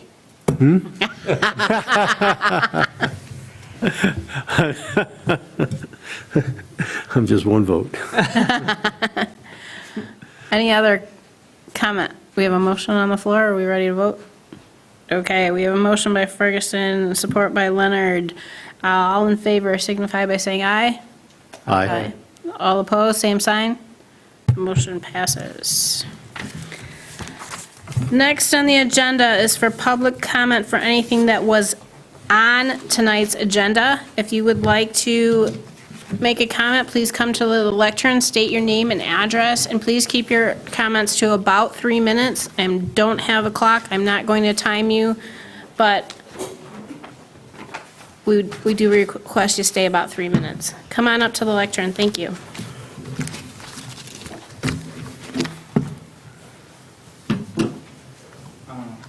Just a request for clarification on 2 quick things. First, Can we have your name? We need, my name is Kevin Miller. I live at 1717 North US Highway 31 North, Port Traverse Condominium Association in East Bay. The topic I would like to address is the subject matter of a letter that was in your correspondence, which was in the agenda.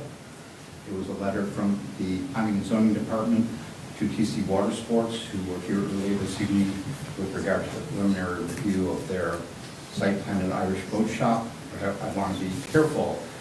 I'm not here to talk about the Irish Boat Shop. I'm here to talk about the subject matter of that letter, which is the operations of TC Water Sports at Sugar Beach Resort.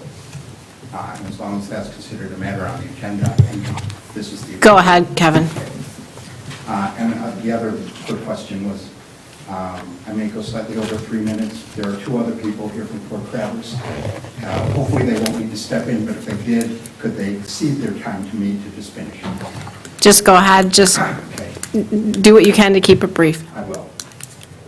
Port Traverse is a community of 36 condominiums directly adjacent to the west of the Sugar Beach Resort. The condos may not be rented for less than a year, and consequently, virtually all are occupied by long-term owners, including myself and Sally Somsel, the president, who's here this evening as well. As you saw, the agenda packet for the meeting included a copy of a letter from the Planning and Zoning Department to TC Water Sports stating that East Bay Township Planning and Zoning Department considers the operation of TC Water Sports to be an accessory use to the hotel operation at Sugar Beach. While we're not sure why that letter was in the packet, since that was not an issue discussed at this meeting, we want you to know that the Port Traverse strongly disagrees with many of the factual statements used in the conclusion in that letter. But the reason I'm here today is because no site plan has ever been filed, considered, or approved by the township with respect to the operations of TC Water Sports at Sugar Beach. And we believe the Planning Commission should insist on the right to review and approve a site plan reflecting TC Water Sports 2021, this year's request for new Eagle and U.S. Army Corps dock permits that would allow the expansion of TC Water Sports dock at the Sugar Beach Resort from 4 boats and 4 jet skis permitted by their 2007 permit to 10 boats and 14 jet skis, a tripling in capacity to 24 motorcraft under the new dock permit application submitted to Eagle and the U.S. Army Corps this year. Among other things, while we appreciate that East Bay Township doesn't regulate docks, that's Eagle and Army Corps, we believe your review and approval of a site plan for TC Water Sports at Sugar Beach is critical because of the significant safety and zoning issues, including parking, presented by a massive increase in the size of their operations. In particular, the significant existing fire and safety hazards resulting from the improper storage and transportation of gasoline to service TC Water Sports watercraft that will be exacerbated by the tripling in size of TC Water Sports permitted operations, as it will require the hazardous storage and transportation of hundreds of additional gallons of gasoline. This goes directly to a point that Commissioner Gonzalez, I think, raised earlier this evening. They are walking out massively large 35-gallon tanks, 6 at a time, onto the dock, and the storage, there is no storage. And I noticed that there was no storage, even the revised site plan for the Irish Boat Shop, of hazardous fluids like gasoline on site. At Sugar Beach, they are currently stored in a trailer that is taken from the Sugar Beach parking lot to the Speedway gas station at the corner of 4 Mile, sometimes multiple times a day. It is filled, they fill up all those gas containers and they transport them back in that trailer. That trailer is not licensed to carry hazardous liquids. It's unmarked. It's operating on state, county, and township roads, and it is parked in an undifferentiated space in the parking lot at Sugar Beach next to hotel guest cars and other vehicles with no indication that there are hazardous materials on board. There, in contrast to the other parasail operation that is down the beach, 1/4 mile down the beach next to the beach house, which has a large gas cylinder which they use to refuel their boats and which is isolated from other areas in use. So we think it's imperative that East Bay Township consider a site plan review, if not for the existing hazardous situation, the situation that will be enormously exacerbated by the tripling in size of this operation to service 10 boats instead of 4 and 14 jet skis instead of 4 as previously permitted when they got their prior permit. Now, I will acknowledge, because I need to be straight up with you, they've already got the permit for the larger operations from Eagle. Eagle conducted a public hearing, they looked at a lot of stuff. I will tell you in my personal view, I don't think Eagle cared about anything that was onshore, just as East Bay Township tends to keep its hands off anything that's offshore on the dock. And so it's been very difficult to kind of figure out, how people are staying in their lane and who's supposed to be addressing what. So I'm not asking you to regulate the dock. I appreciate that's not your issue, but I think you should be concerned about the hazardous situation that's already there. Let me go further and say, not only are they currently storing at least a half a dozen of those large gas containers in an unmarked trailer in that parking lot and transporting them to be refilled, they then walk them down from the trailer to the dock along a dirt path, narrow dirt path, between the Sugar Beach Hotel and wooden buildings at Port Traverse. It's a very narrow dirt path. It used to include the employee smoking area. This year, for the first time, they removed the employee smoking area. But they have young kids, teenagers, and 20-somethings, going to fill this up and moving those gasoline containers down from the parking lot to the dock, sometimes multiple times a day. It's not just 10 boats and 14 jet skis. These are boats and jet skis that make multiple trips a day. So, if you rent a pontoon boat for an hour, a couple of hours, then there are other people coming, they need to be refilled. The jet skis, even more so, constantly need to be refilled. They get rented out for as little as a half an hour, sometimes 2 people. And that leads to my next point, parking. I don't know that there's been an adequate investigation or review, if any, of the parking implications of increasing the size of the TC Water Sports operations. On holiday weekends, they don't necessarily seem to have enough parking for hotel guests, much less TC Water Sports guests. And while on some days business may be slow, on holiday weekends, it can be, crazy. And they are advertising all over town, you'll see their signs along US 31, as well as in tourist publications and other areas. There are people that park in our parking lot trying to get to TC Water Sports.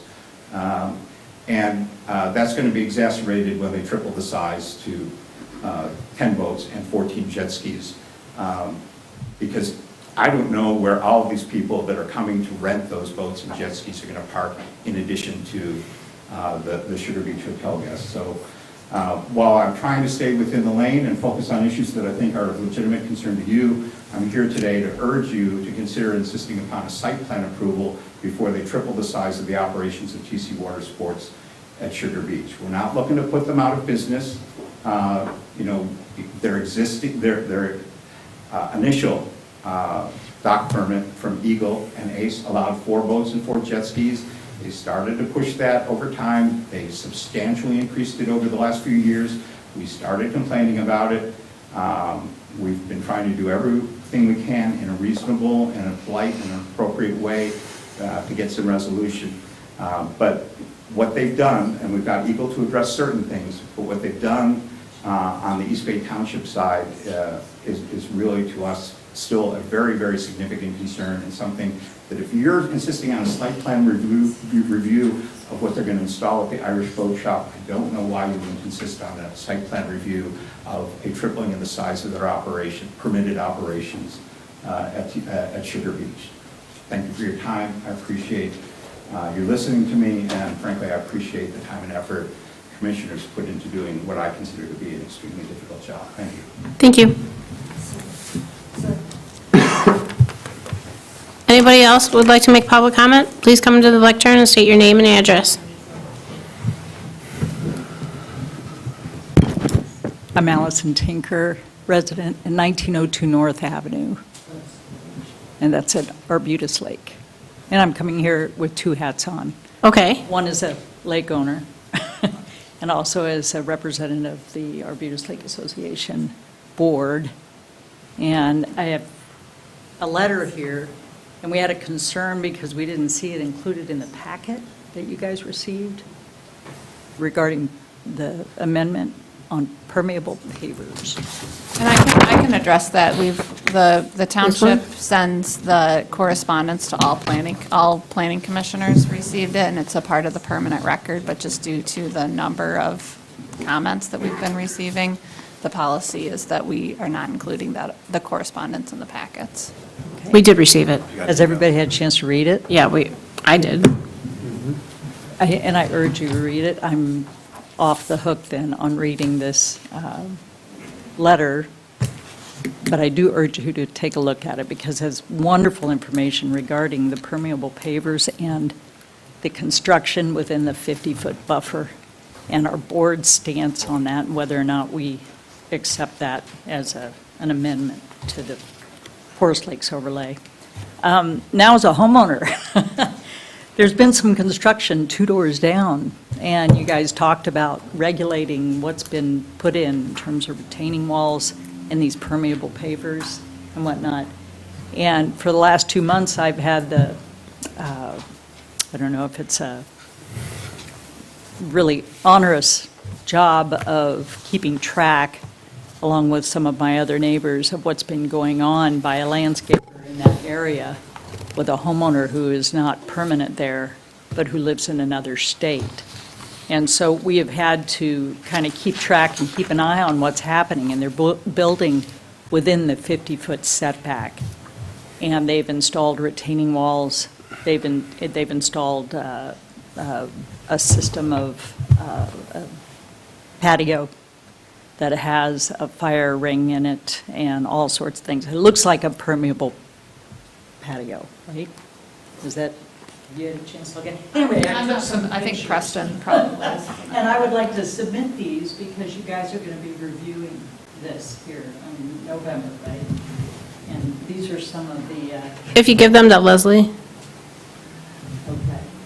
There are some things that need to be reviewed in these. if you could just hand them to Leslie and go back to the lectern so that we can get you on tape. Yeah.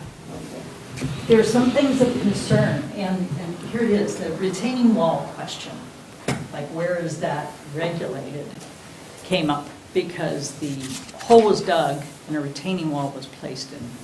Soil erosion had a permit, but the retaining wall was placed in that 50-foot setback in order to accommodate a patio within the 50-foot setback.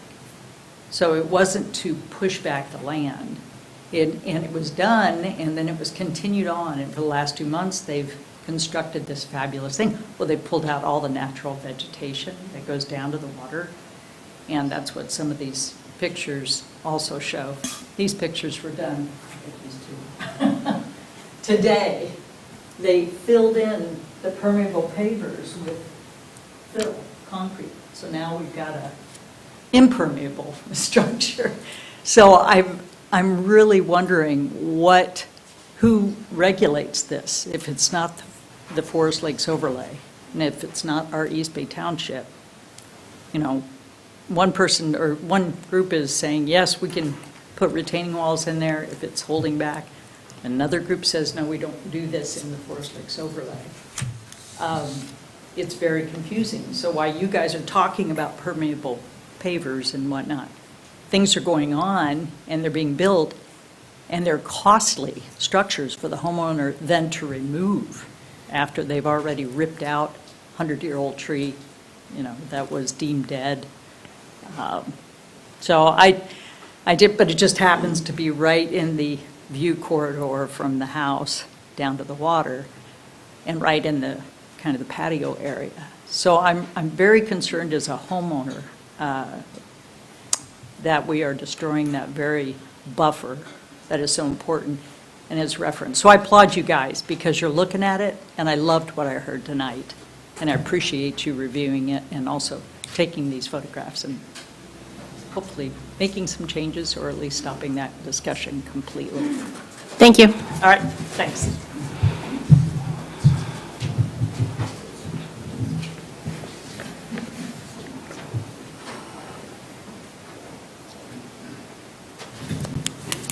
Hi, my name's Larry Mudd. I am a member of Protect Forest Lakes. I also live at 2204 Gibbs Road.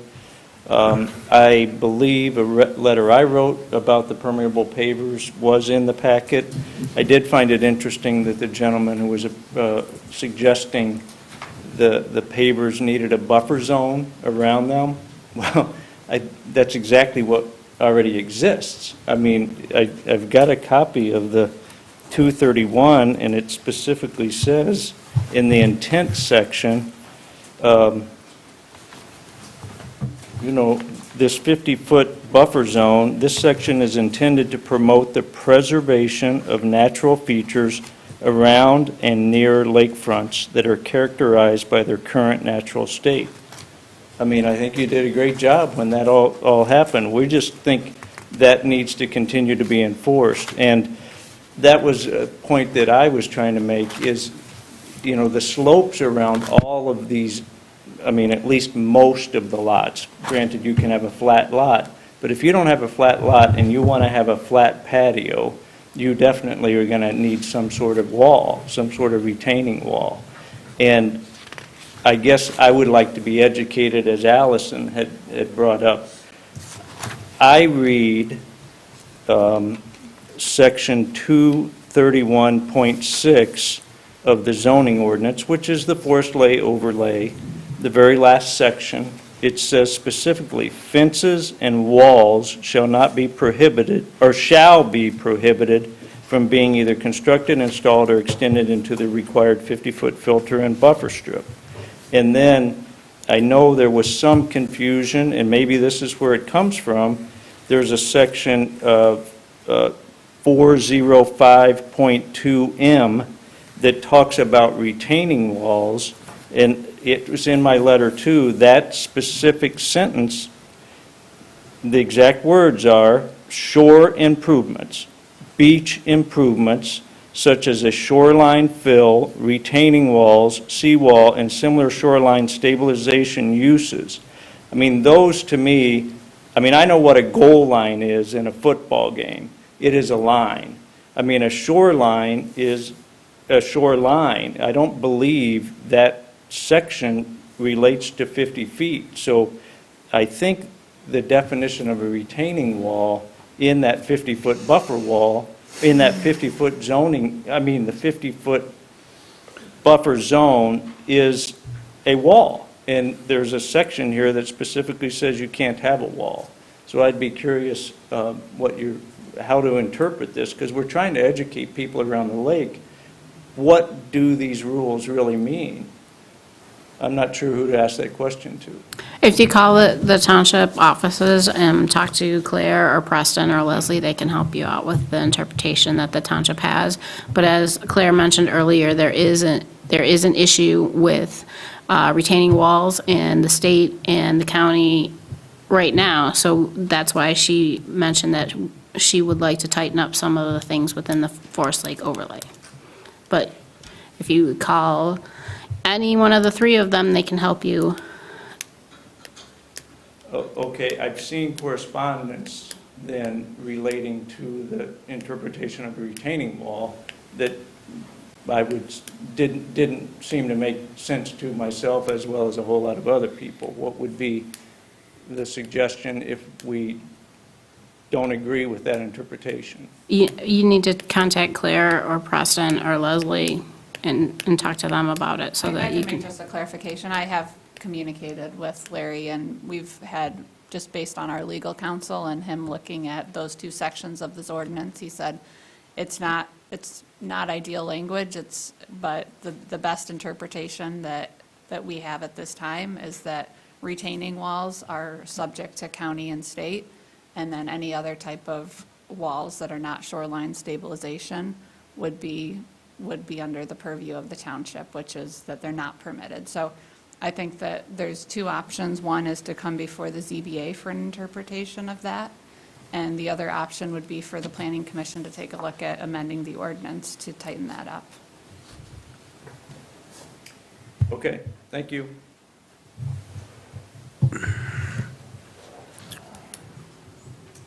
Hi there, David Endicott. I live at 702 East Arbutus Lake Road, and I am a taxpayer.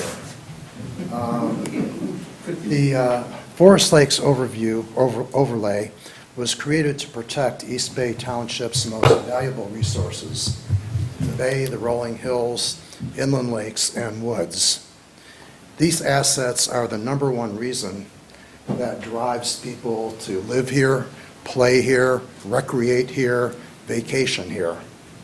And I don't think anyone would debate that that's the primary kind of asset that makes up East Bay Township, the beauty of the natural resources. Given how valuable those resources are, we should be prioritizing the enforcement of the overlay.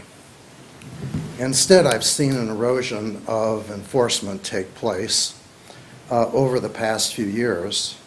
Lakemore Resort is a prime example of this. Now, coming before the commission is the request to amend the overlay to allow permeable pavers within the 50-foot setback. And I think you pointed out, Mindy, that it really opens up everything. This just isn't a specific exception, but this would apply to every lake within the Forest Lakes overlay, which to me is pretty scary. We're talking about a major change, and a change that to me would blow a hole in the development standards as presently seen in the overlay. These paver stones would displace native vegetation, destroy the natural features around the lakes. I think Judy said it better than what I'm saying it, but to me the potential for some pretty serious impacts. I think some of it you can see, and some of it would be kind of beyond our understanding. But to me, the potential is really huge in terms of the downstream impact of that change. This request does nothing to protect our most precious assets. It does give the area landscaping companies and commercial developers like Lakemore free rein to alter the natural shorelines and transform them into artificial tracks, which destroys the rural character of East Bay Township. And at least to my way of thinking, the motivation simply is economic for them, as opposed to really improving everyone's kind of standard of living. Thank you. Thank you.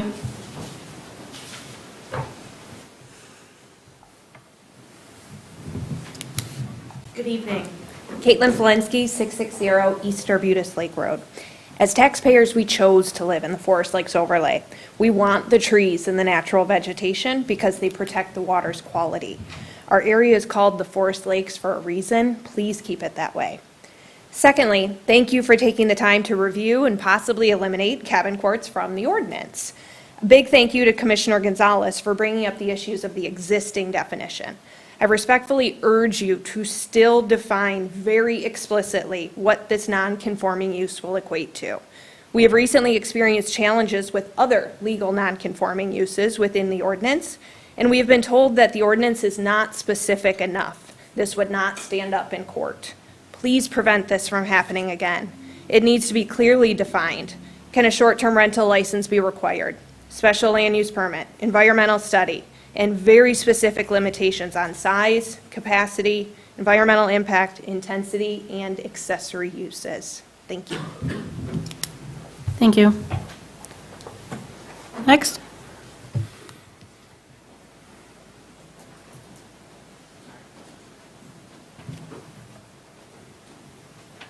Hello, my name is Mary Thompson. I live at 5551 Scout Camp Road. Taxpayer, a member of Protect Forest Lakes, other organizations. And really, to put it simply, now is not the time to go backwards on an environmental law.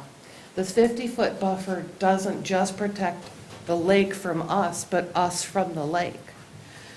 That natural vegetation is what helps the water rise and fall without doing damage to property. And if the property owners are within 50 feet, I know last year they've dealt with a lot of high water problems that they wouldn't have had to. So please keep our environmental protections where they are. It was well thought out and considered when this was written, and don't go backwards. Thank you. Thank you.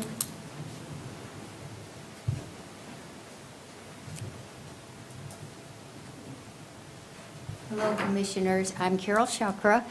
In warm weather, I'm at 2490 Cambridge Drive. I'm a stone's throw away from Arbutus 1. And in cold weather, I'm over at 1863 Caspian at 4 Mile and Hammond. And I really do appreciate the conversation that you had amongst yourself regarding the Forest Lakes overlay. Thank you very much. And I'm going to read my comments in appreciation for everyone's time in the room, and also because I'm old, it's best I read it. So, okay. I do applaud. I'm audible, right? You can hear me? Okay. I'm so short. I do truly applaud the East Bay Township's Forest Lakes overlay that serves to protect our forest lakes. If I understand correctly, the recently suggested amendment 3-21 to the current East Bay Forest Lakes overlay seemingly opens the opportunity for other lakefront owners to also construct similar 200-foot permeable paver patios within the 50-foot setback of the high water mark. The proposed amendment, if accepted as is, would allow any or all Forest Lake riparians to build a 200-square-foot permeable brick patio within the 50-foot setback. We need to pause, as you are doing, thank you so much, we need to pause and ask if the 200-foot square permeable brick patios are allowed along the shoreline. Are we truly protecting our highly valued forest lakes? East Bay Planning Commissioners have received and heard scientific research information that includes reasons to consider the impending impacts that multiple 200-foot permeable, 200-square-foot permeable brick, that's a mouthful, permeable brick patios, and you'll hear it over and again, but you know what I'm referring to, would have on the lake's water quality. The information tells us that if additional 200-square-foot paver patios were to be constructed within the 50-foot shoreline of high water mark, less vegetation growth would be allowed, as you have said, to do its important work of protecting the quality of the lake's water intake. That opens an invitation for lowering our water quality for our treasured forest lakes. Although I don't have scientific academic credentials, I've learned firsthand from my 77 years of living close to 3 different Great Lakes, several inland small lakes, and the beloved Boardman River, that it's absolutely necessary for vegetation to grow along the shoreline of the lakes and the streams and the rivers, especially the first 10 feet closest to the shoreline. Healthy lakes, rivers, streams must have plentiful vegetation to filter and buffer the water that flows into them. Both scientific studies plus simple observation tells us that 200-square-foot pavers, albeit permeable pavers, can undermine the positive impacts that shoreline vegetation provides. Please support our valued forest lakes by maintaining and perhaps strengthening the East Bay Charter Township Forest Lake Overlay, and also consider other ordinances to support rivers, streams, and wetlands. A year ago, our family, with the help of Rotary Camps and Services and Grand Traverse Regional Land Conservancy, we were able to preserve into perpetuity additional wooded acres that sits above the Boardman River Valley. The land sits atop an important watershed leading directly to the Boardman River. Protecting the Boardman River watershed is the main reason we went to the mat to protect the ridge from a probable 55-home development. We did this in large part in concern for the watershed because Michigan has no regulations for septic systems. That's deplorable. The rivers, streams, and wetlands deserve protection just like the forest lakes need protection. Please consider going the extra step and create even a protective East Bay Charter Township overlay for rivers, streams, and wetlands in the near future, as though you didn't have enough to do. Thank you for reading and listening to these earnest comments from Forest Lake riparians and concerned wannabe riparians like our own family along the ridge of the Boardman Valley. We're a stone's throw, as I said, from our Arbutus Lake. And with appreciation, after I wrote this and sent it to Claire, my husband Steve said, could I sign it too? So from Steve and I, we're appreciative of what we heard in discussion, and we're hopeful for what's to come. And we thank you for considering the concerning amendment to flow. And we look forward to maybe in the future extending it to the rivers, the streams, and the, what's the third one? Wetlands. Thank you. I told you I needed to read this. Anyone else?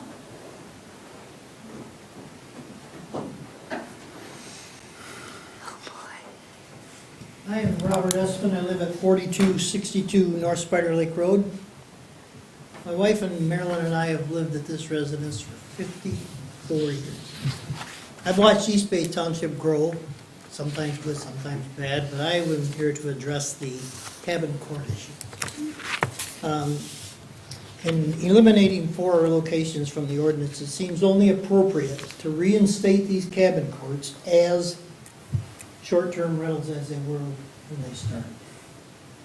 These facilities are no different than an existing short-term rental due to the fact that they're renting for the purpose of generating income for the owners of the property. It has nothing to do with 1, 2, 3, or 4 residence buildings on a parcel. Nothing whatsoever. We have the fortunate position of living between 4 of these things. It was 7 at one time, until Mr. Bedbury moved there permanently, thank God. Now one of the other ones has transitioned to a semi-yearly use. We would like to suggest to this committee that the density of these STRs, cabin courts, and other types of allowable rentals needs to be addressed. 2, ensure the integrity of existing residential neighborhoods developed with the intent of single-family occupancies, as stated in your purpose of intent in the first paragraph of the short-term rental lease.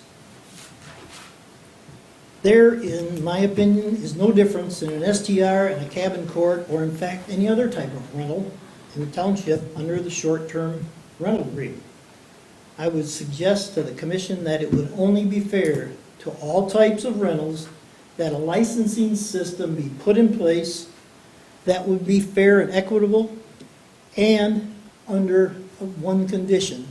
If you got 2 rentals on one parcel, you got 2 licenses. Just like a short-term rental has 1 parcel on one rental on 1 parcel, he has to pay for 1 license.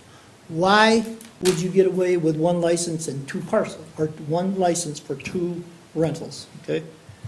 And that needs to apply to whether it's a rental, cottage, apartment, or any other short-term rental facility as is now in place for existing short-term rentals.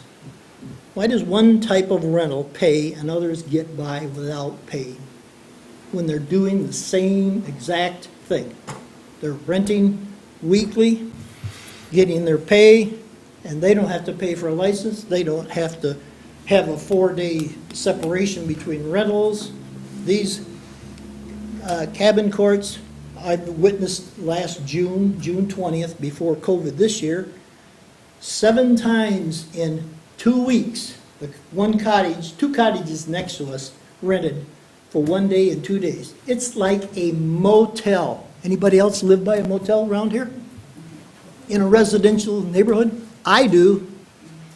I don't like it. I think something needs to be changed. I think there needs to be equality in this rental business. If somebody's paying a license and getting rental income, everybody should be paying a license when they get rental income. Thank you for your time. Appreciate it. Thank you.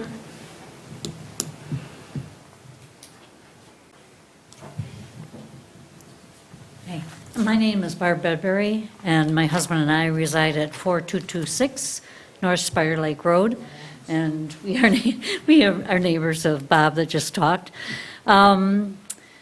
We are located right next to the, in your packet for tonight's meeting, the 2 cabin courts. And I'm really not sure how 3 years ago they converted from small rental houses into cabin courts, but they did.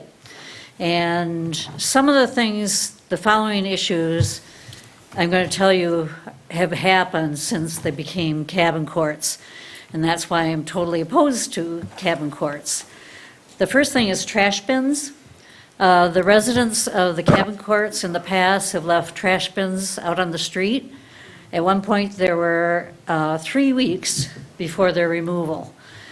Since the trash bins are located at the top of our shared driveway, I can't see the traffic, and we're kind of in a spot where there's a hill, and so it's very, not very safe when they leave those bins because I can't see over them. I'm vertically challenged.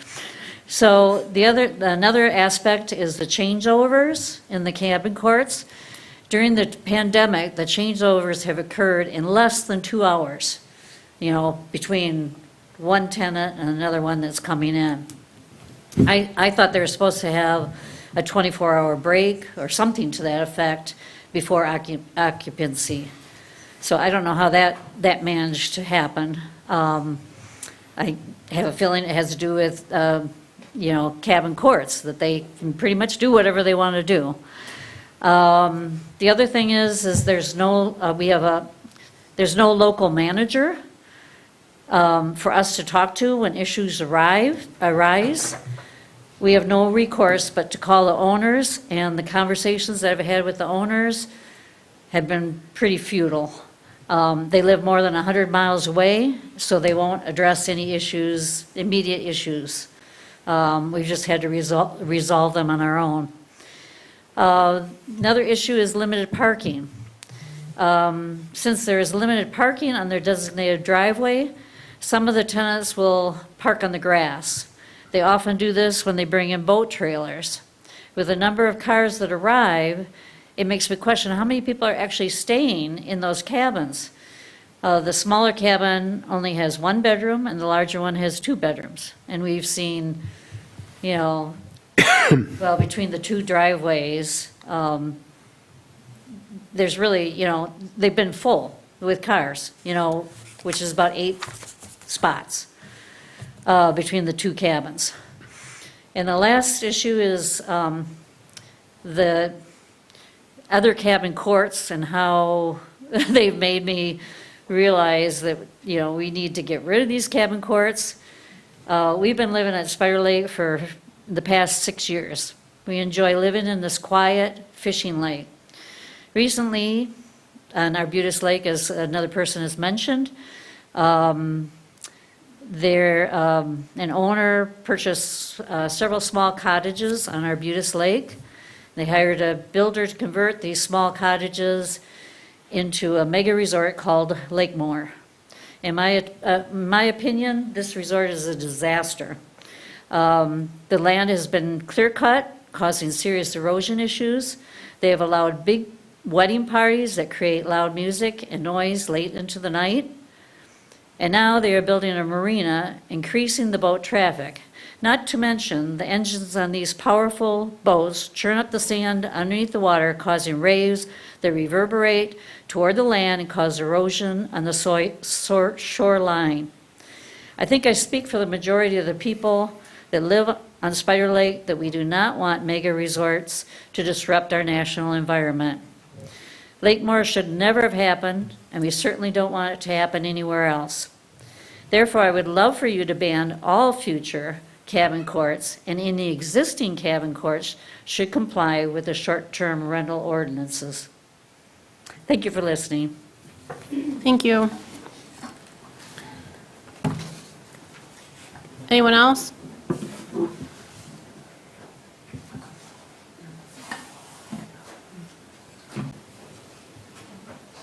Leslie, Carol has some pamphlets that she wanted to hand out, and I said to give them to you, that you. Oh, thanks.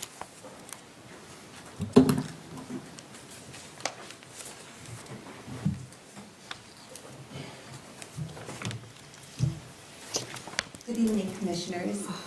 I'm Carol Kusel, an East Bay Township resident and property owner. Hi, good evening. I'm Rhonda Wassam. I'm also an East Bay Township resident and property owner. Both Carol and I are Vice President and President of the Spider Lake Property Owners Association, as well as co-chairs for the Water Quality Committee. Most of the work that we do for the Spider Lake Water Quality Committee is truly tied to the Forest Lakes overlay.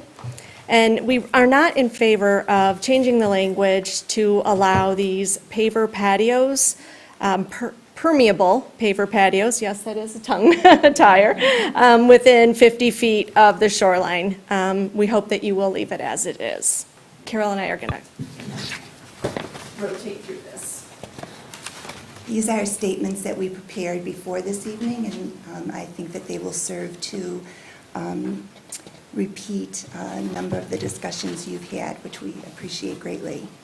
Approximately 4 years ago, I stood before you, or the planning commissioners at that time, and suggested that the township consider finding ways to educate its citizens, especially the riparians, about how to support good water quality in our forest lakes and how the forest lakes overlay aids in that process.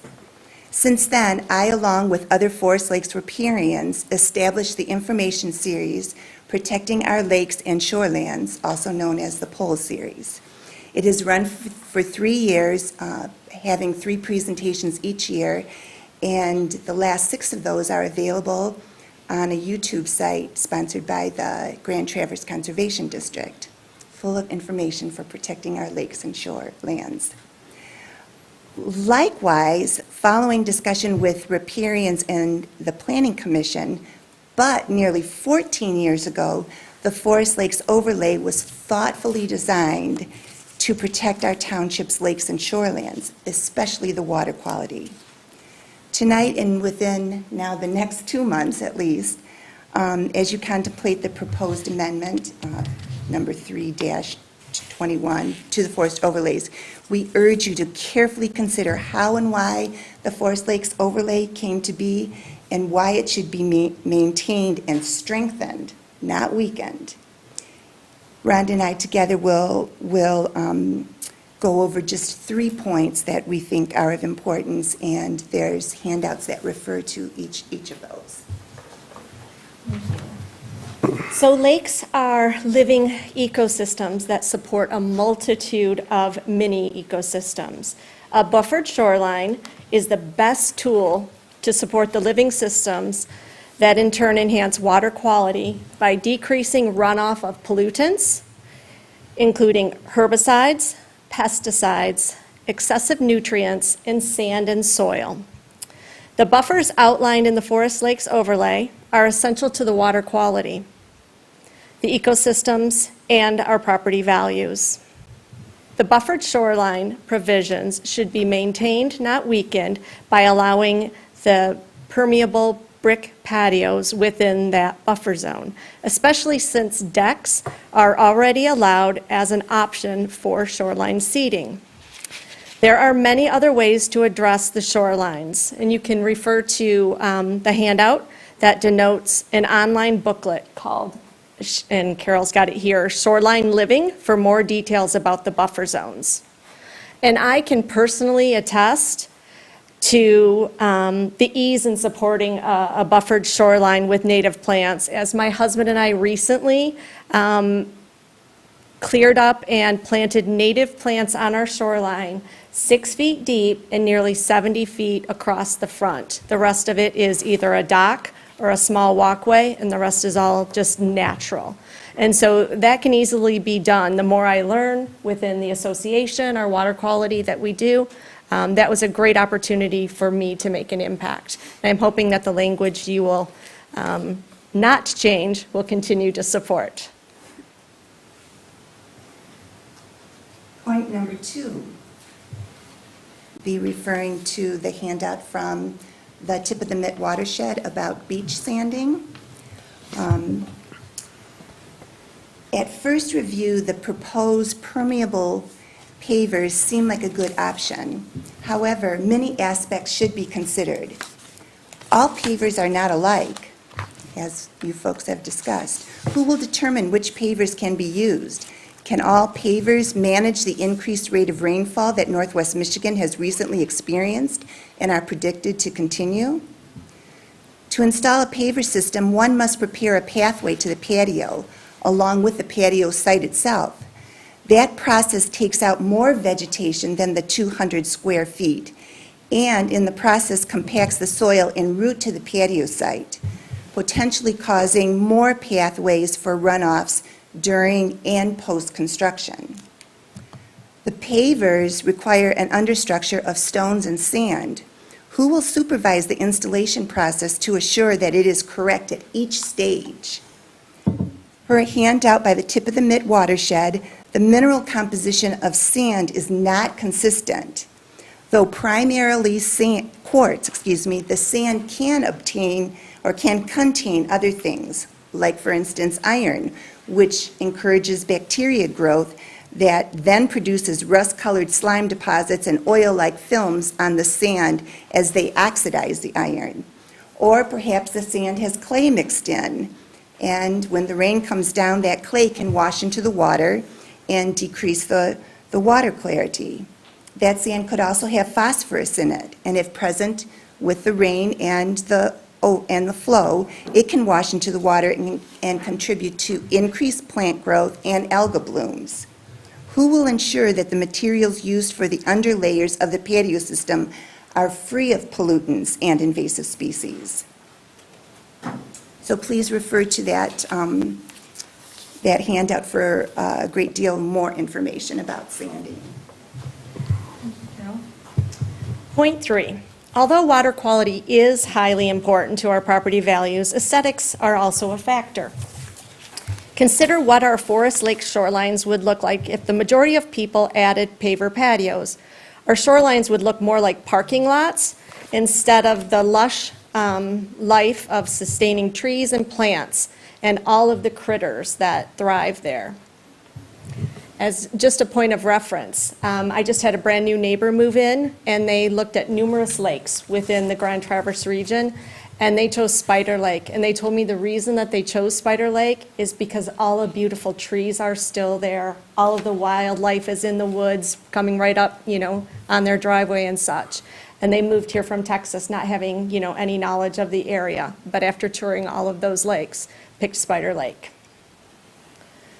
So within your handout, there is a depiction of a possible 200-square-foot patio on a 50-foot shoreline. And imagine the appearance of many of those along our shorelines. And that's within the packet that Carol had. Thank you. So in conclusion, as you contemplate this proposed amendment and seek to form your committee and have the discussions, please review the information we've provided, maybe even view some of the polls presentations and seek additional resources.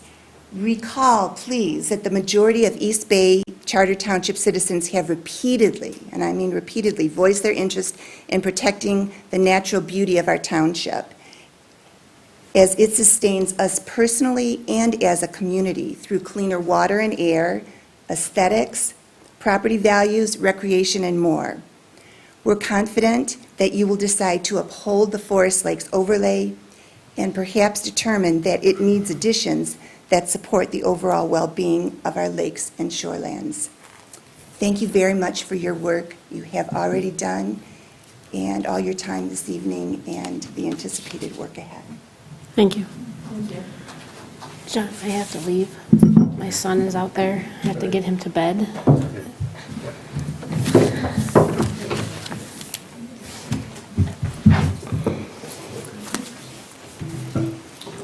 Just a second. I apologize to everybody, but I have to leave. So John is going to take over.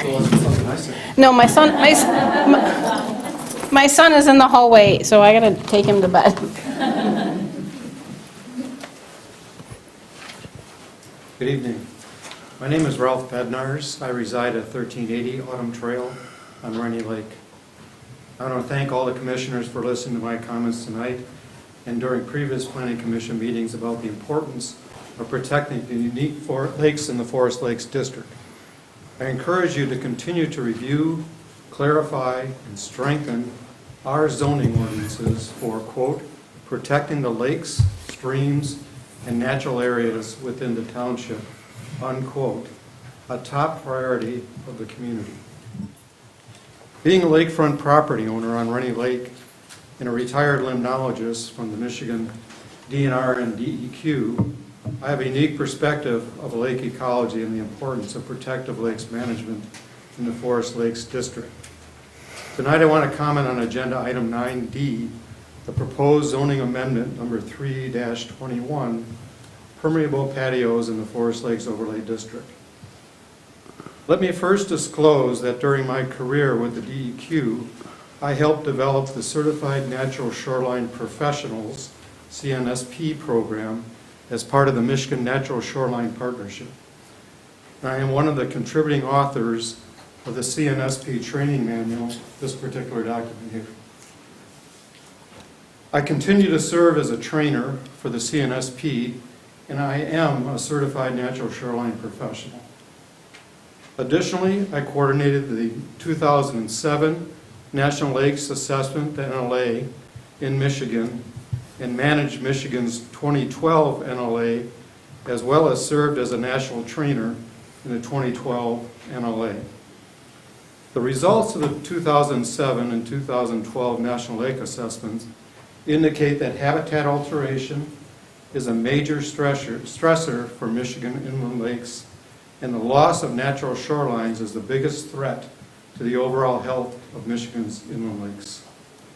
This means that our lakes are losing too much natural vegetation, both on the land and in the water, as a consequence of lakeshore development. Natural shorelines and shoreland are an important and valuable component of the lake ecosystem.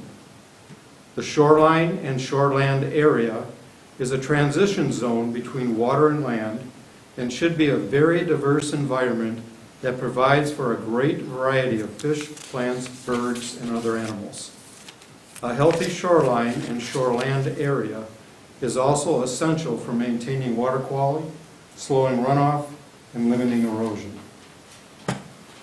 A typical natural shoreline and shoreland area has 3 tiers of vegetation: the tree canopy, the shrub understory, and the herbaceous ground cover. Each of these 3 tiers of plants provides important ecological habitats and erosion-preventing root structure to the soil horizons. Additionally, the upper soil horizon contains the most biologically active activity, which is important for decomposing organic matter, nutrient cycling, mixing, and developing and improving soil structure. The removal of natural vegetation and soil disturbance activities by landowners causes increased erosion and nutrient loading from the shoreland and destroys wildlife habitat. Preserving native vegetation and soil structure are the best management practices lakefront property owners can do to prevent nutrient and sediment loading to the lake, as well as maintaining wildlife habitat. Although a permeable patio paver design would be considered a low-impact development, LID practice, for the upland area of the property, its construction within the lakeshore 50-foot setback, especially on sloped landscapes, would be detrimental to the integrity of the natural soil structure and plant community. Any amendment to the Section 231 Forest Lakes Overlay District Development Standards which support the removal of this critical vegetation or impacts the integrity of the soil structure is contradictory to the long-term health, stability, and preservation of our precious lakes and shorelands, which are both defining characteristics of the township. Please consider future actions which strengthen, not weaken, the Forest Lakes Overlay District Development Standards and are consistent with the original intent and purpose. I respectfully recommend East Bay Township Planning Commission deny proposed zoning amendment number 321, permeable patios in the Forest Lake Overlay District. Thank you for appreciating my comments tonight, and thank you for your service to East Bay Township and its residents.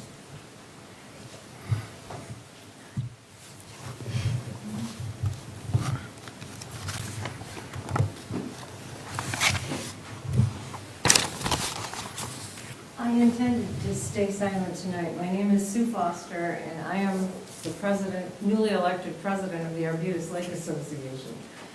And I intended to just come and listen. I was heartened by your discussions tonight, and I just wanted to share with you that over the years, because Concerned Citizens for Arbutus Lake was the author or the beginnings of the overlay district back in 2004 or 5 or whenever it was. And I was on the board of the Arbutus Lake Association then. And I just want to share with you that over the years, as people have decided to develop those individual lots on Salem Shores property, on the west side of the lake, I wanted to, this is short, I just wanted to tell you that if we can educate the buyer ahead of time, 90% of them want to be on board with the rules that are already in existence. It's simply a matter of getting to the buyer and educating the person who's going to remodel a home that already exists or build a new house.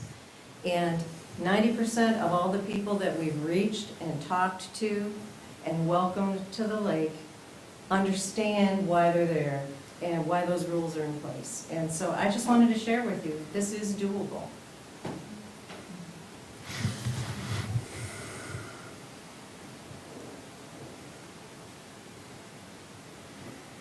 Any other comments?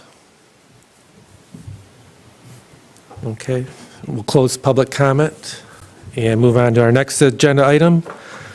Number 11, updates from planning commissioners, including any training attended. We got any reports? Nothing new. Nothing further. All right, upcoming meeting dates, we have October 5th is our regular meeting. Before that, though, there's a risk management training on September 28th, so that's available. I guess, unless there's anything else, I'll entertain motion to adjourn. So moved. Second. Second. Do we take a vote on that, typically? I don't think we have to. All right, then we're adjourned.